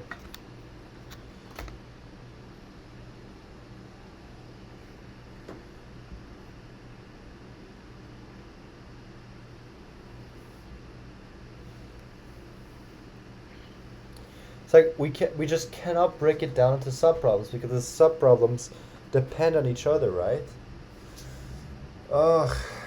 It's like, yeah, it's just not, you cannot just convert it to a subproblem. Where it's like, I cannot convert it into 2 subproblems, not necessarily of equal size, because it's again like the 2 subproblems depend on each other, so they cannot be decoupled in that way.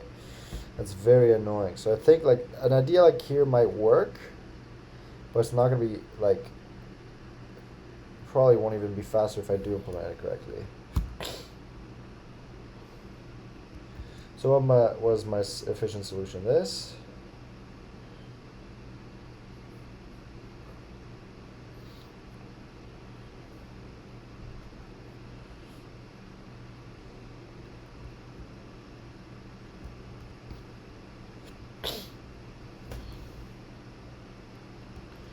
No, not even. This was, right? Yeah, and this is a submit right here. Yeah, so this is my most efficient solution so far. Okay, are there any hints for this problem? There is. Okay, how about we take a look at what the hints are? Maybe we can help us get in the right direction. Okay, let's just do it. Use a set to keep track of which substrings have been used already. Okay, that's simple enough. Then 2, try each possible substring at every position and backtrack if a split is not possible. Try each possible substring. Okay. Try each possible substring at every position.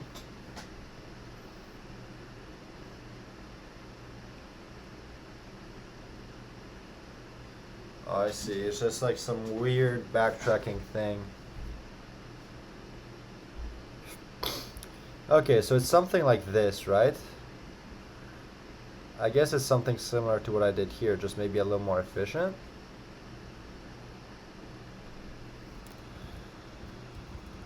Here for that. This ended up being more inefficient. So it seems like the idea was just backtracking, just simple backtracking. Oh, that brings us back. That's actually hilarious. Because of how small S is.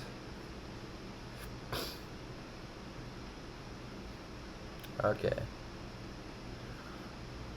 I am curious how people are getting it so fast.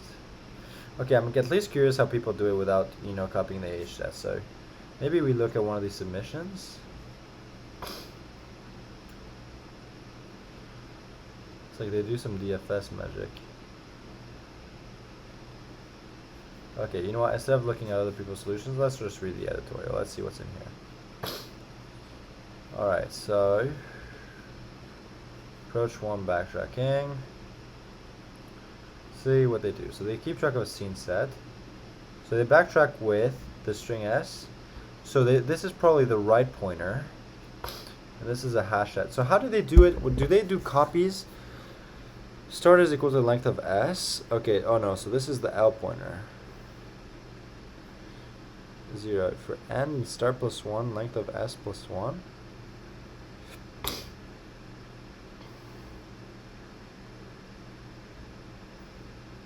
Bro, what is this black magic? Okay. Yeah, okay. Yeah, if it's the length of s, return 0 because you're just going to keep returning a cumulative sum. So it's like, yeah, for start, for every single possible end, see what happens by contributing that end. So substring.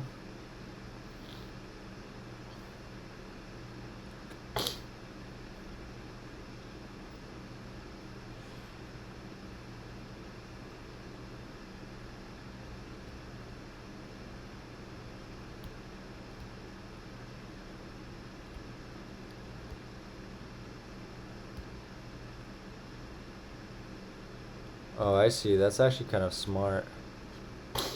Backtracking and pruning. Jeez.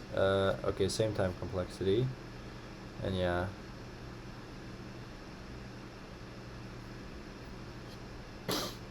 O event space, and what was the other one? O event space. So okay, so it really doesn't affect stuff. Yeah, this is quite clever. Well, yeah. I don't really do much better, right? This left pointer, yeah. This left pointer really just follows this right one like a dog, right? Or it's like this right one is the one that's actually like doing work. And this left pointer is just there where it's like, oh, if I need to be updated, I need to be updated. So it's like keep track of the current start. Where it's like for each case, it's like if I bring down this F statement, it's like either it's like, you know, I just continue from, like, I don't do a split, so I just increment my right pointer by 1. Or if I do a split, then yeah, okay, I get the current substring, and then I just, you know, update my L to be R plus 1. So the left pointer really doesn't have any effect in there. But the way they do it is they just do a for loop, and so just why is it so much faster? Is it just the O1 overhead?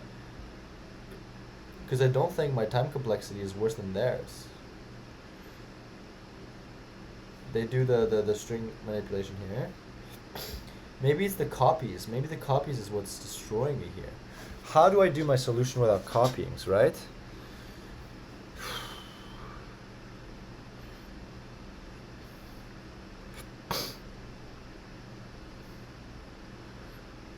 Or maybe it's like, maybe this is how I do it. I do this. And then here's like hset.remove substring. Is this how I get it? No.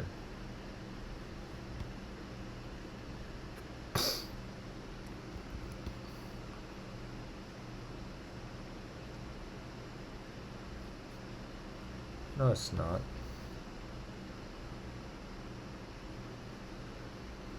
How is it greater than the length of the substring?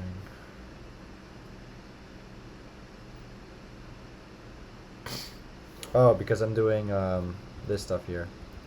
Yep. Case 2 is equal to self.max unique split dp. Oh, is this literally the hack? R plus 1, R plus 1. There's no way. Is that the only thing I was missing? That'll actually be kind of sad. At least I've learned something. It's just an hour less.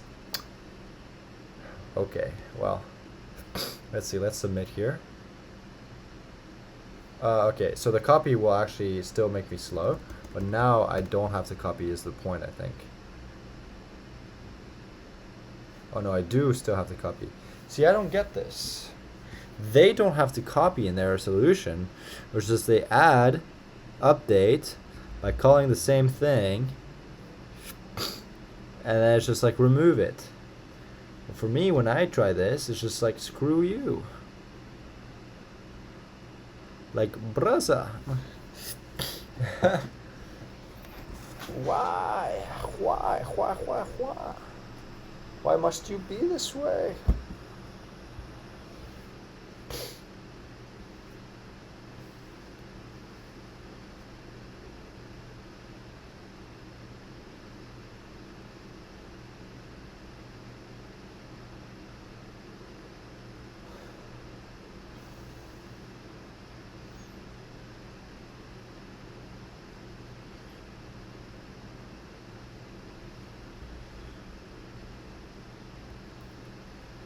Just, yeah, it just feels bad, man.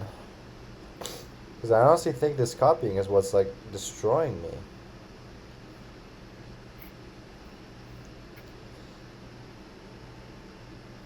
And now I'm just like as slow as them. Yeah, I don't need to do that. Or, okay, I just need to go back to where I was.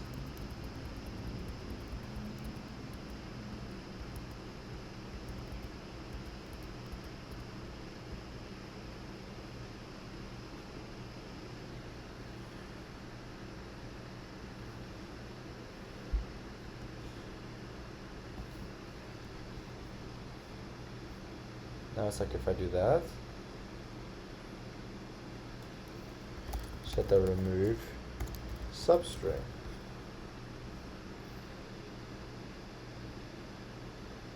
It's like I just don't get it. I don't get it. Like, why do I just not understand backtracking? It's like add and remove after you call your stuff. Is it because they only ever call backtrack in here?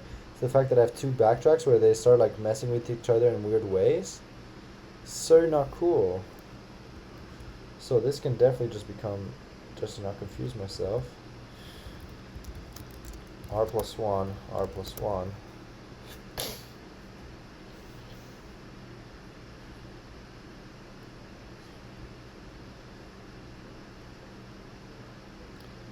Yeah, I don't understand. Okay.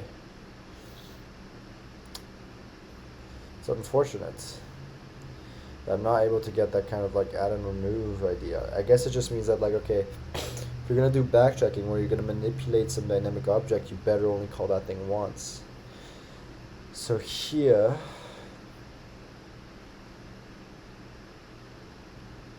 are they saying we don't even need this?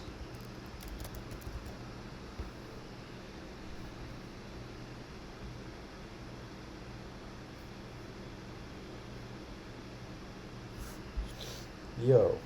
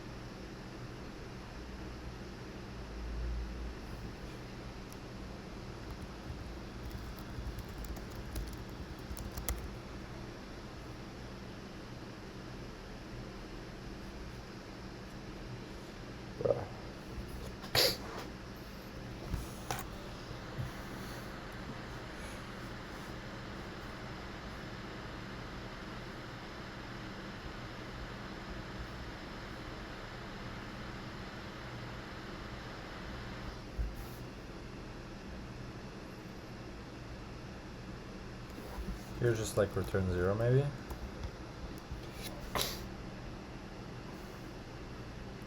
That's not what's helping.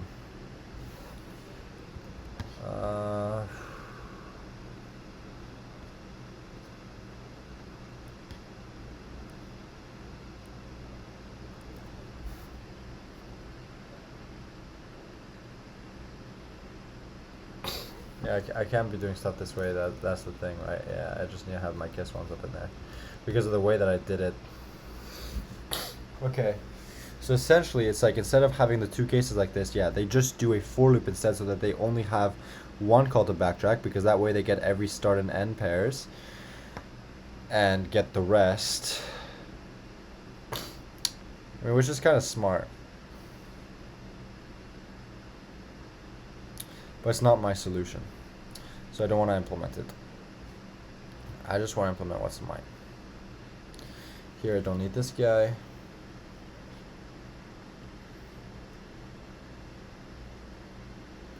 hset.copy, hset.copy, hset.copy.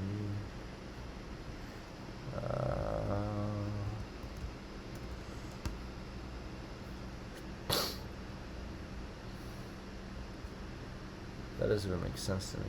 Oh. Return length of hset plus length of substring greater than 0. We'll put that in parentheses. There you go.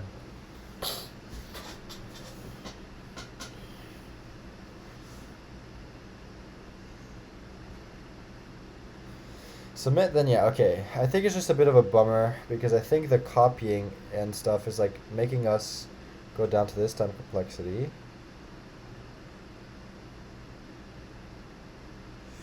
But again, we're still at that n times 2 to the n time complexity. So okay, what I'm figuring out is I think we have the same time complexity. The n comes from this. It's to the n because for each index we make one of two options, right?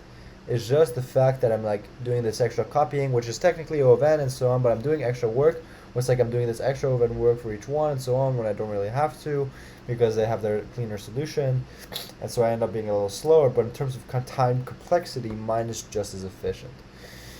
So, but it's a lesson well learned where it's like if you want to do backtracking, you can't do it in a DP way where you have multiple cases. You need to make sure you only call that thing once, so that way it's like, you know, you add something, backtrack, and then delete it back from the list. Okay, so we can delete everything that's in here.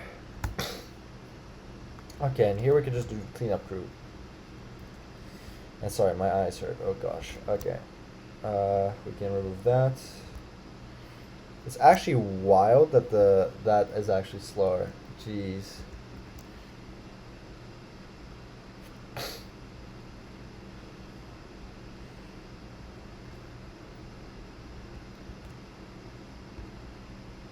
It's actually wild. I get substring. It was like a helper method that I wrote to get it, and like, you know, don't have to recompute the same substring twice, but it's actually slower. Maybe it's because every substring is unique. They're the ones that I will be looking at. But oh well. I don't need solve. I don't need my DP anymore. I don't need this stuff. This can just be 0, 0. No need to be fancy. No need to be fancy. No need to be fancy. Self. A memo. Yeah, no need to be fancy. Don't need to be fancy.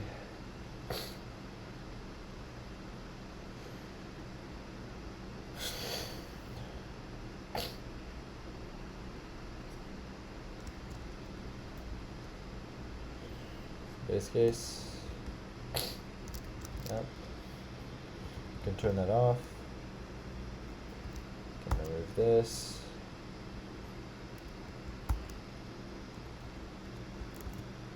Only consider substring if it is not the empty string.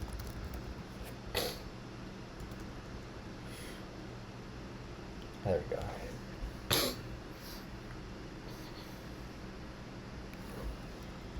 Not all unique, so return 0. Case 1, don't split at R. There we go. Case 2, split as at index R. There we go. Case 2 equals this.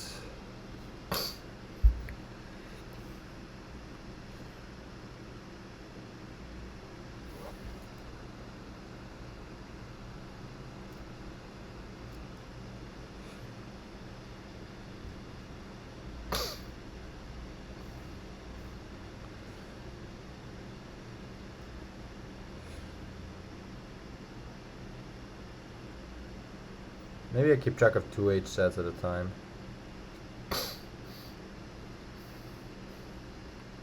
right? Where it's like I do this and bound, set. No, that's not gonna work. Again, because again, I'll interfere with the others. It's just a bummer.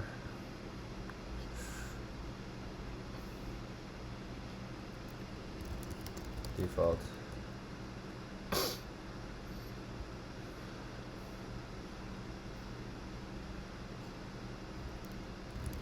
Substring and hset. This one.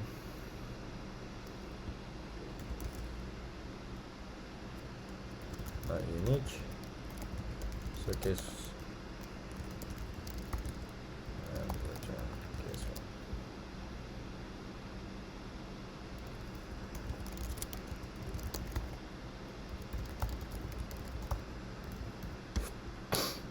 one. Otherwise, yeah.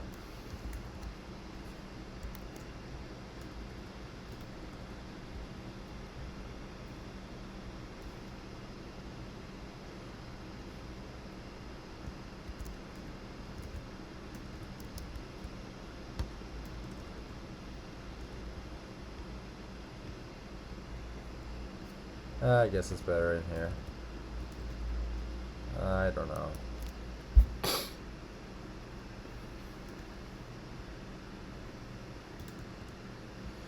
There we go. So now we've got this down to 34 lines of code. We can run this guy. There we go. And submit. There we go. 314. We only beat like, you know, like 9%. And yeah, it's yeah, so we only beat like 9.64%. But yeah, so, and the reason is, again, I think it's because of stuff like this with the hset copies, right? Where it's like here, if I do hset copy is equal to hset.copy, hset copy of this, hset copy of that. Actually, you know what? If anything, this one will always get ran, so I shouldn't make this the copy, right? So here, hset copy is equal to hset.copy, hset copy.add substring, right? Because this one always gets run, this one sometimes doesn't get run.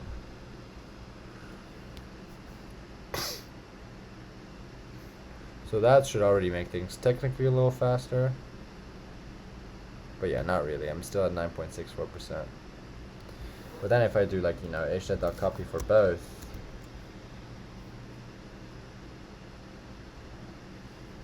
is still valid, but I expect us to, you know, at least be in the 300 ranges now. It's like, yeah. Although that only slowed us down by like 15 ms. So that was like a 50 to 60 ms slowdown.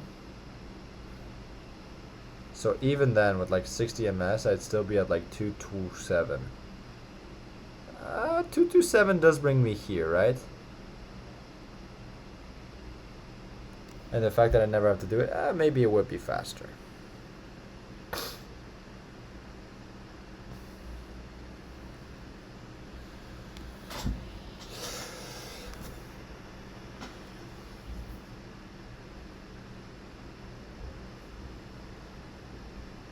Base case.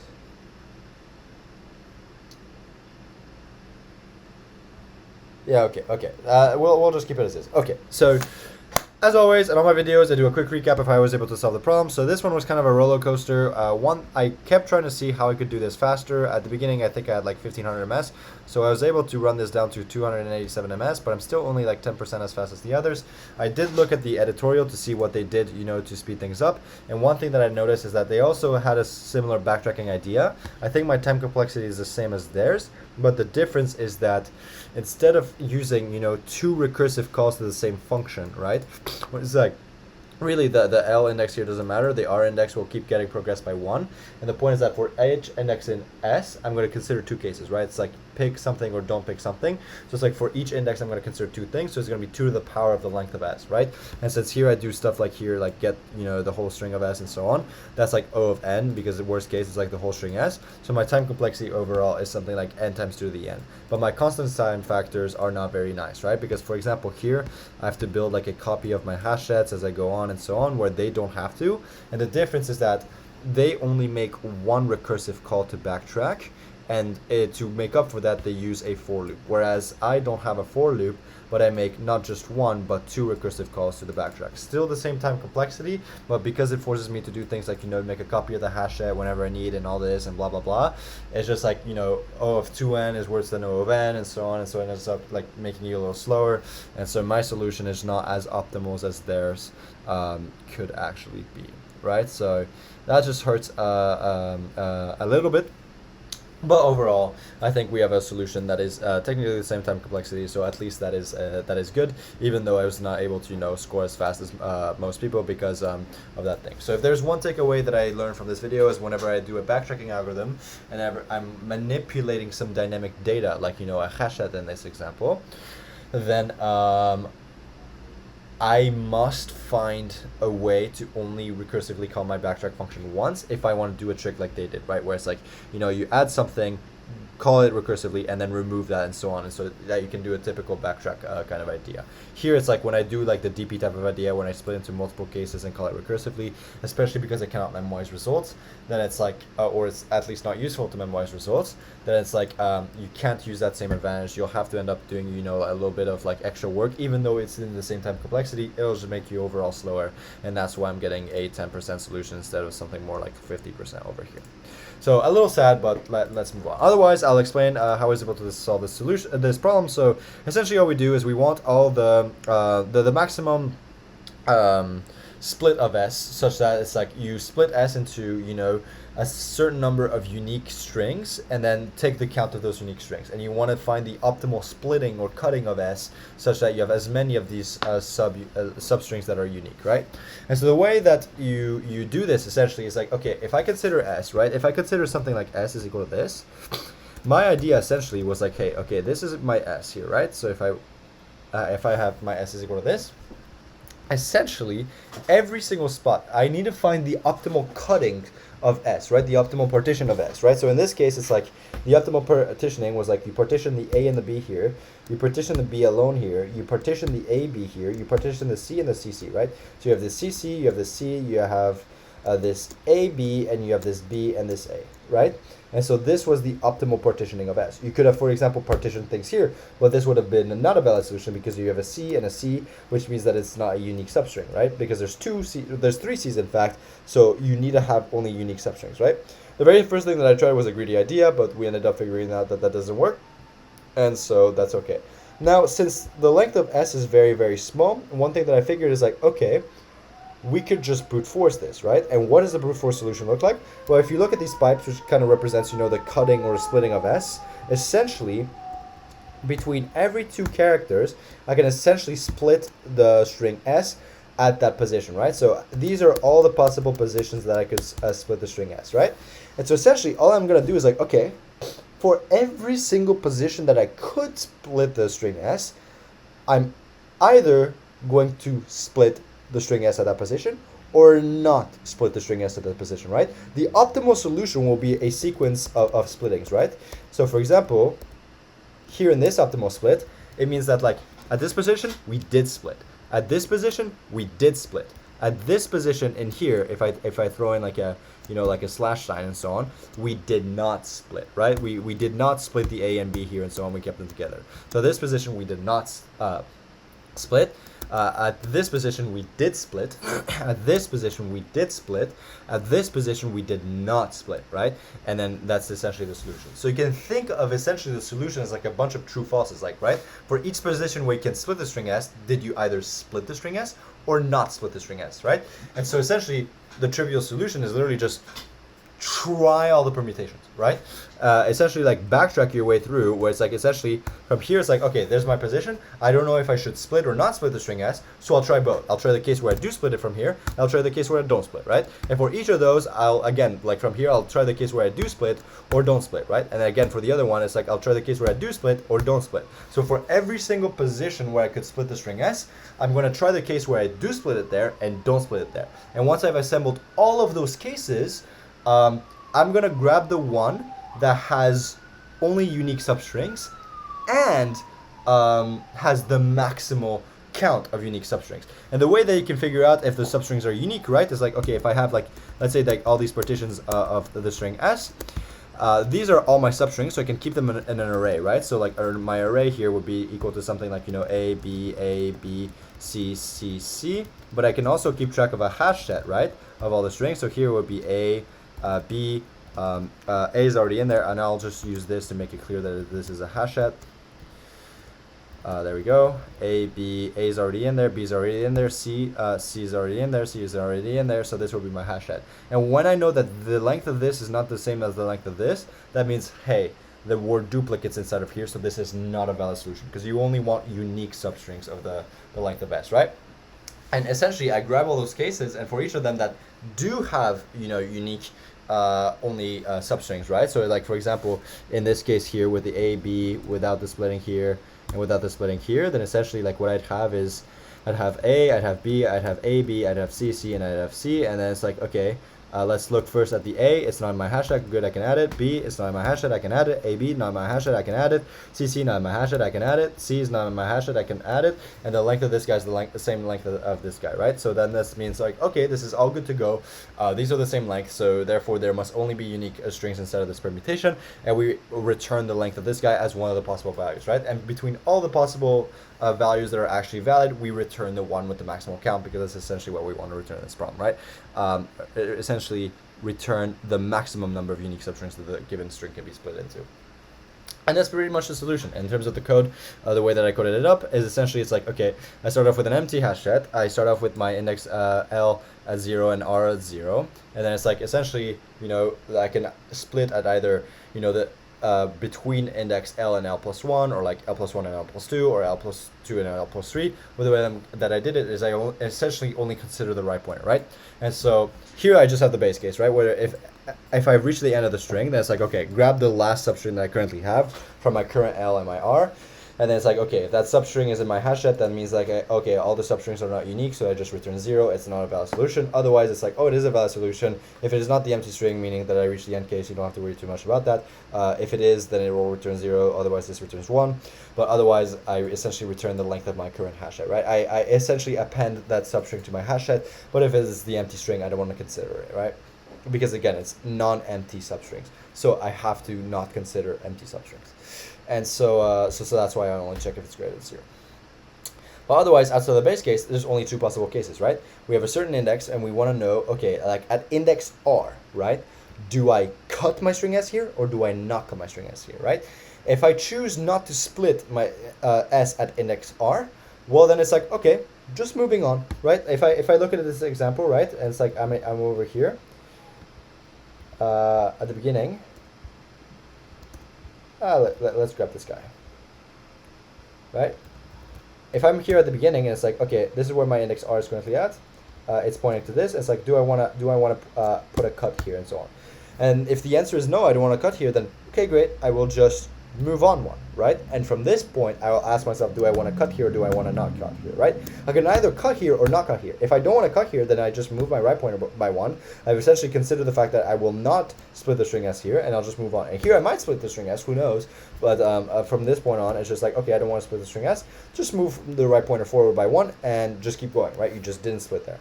Otherwise, if you do decide to split the string at index R, then you have to split these two guys away from each other, right?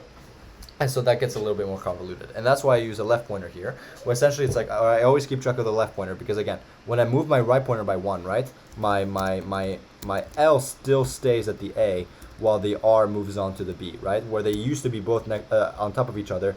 And then again, if I decide to keep going, I move my R, I move my R, I move my R. And at any point, it's like, oh, I do want to split the string here. Then essentially, the string between my L and R here is essentially the first string that I've essentially cut and split apart, right? So that's why here the substring that I get is from index L to R plus 1. And as you can imagine, once I've split this whole substring and I've taken account for it, my R will still move on to the next C here, but so will my L pointer, right? Any new substrings that I start cutting from now on will be starting from this index C, so I update my L over to here, and you'll see that over here, where it's like my new L will essentially be R plus 1, right? Where it's like R is equal to, is over here, the new R plus 1 value is essentially like this C, and so both my L and R will start at this new C once I've gotten rid of this thing, right? So case 1, very straightforward. If I don't split the index R, I just move my R pointer by 1.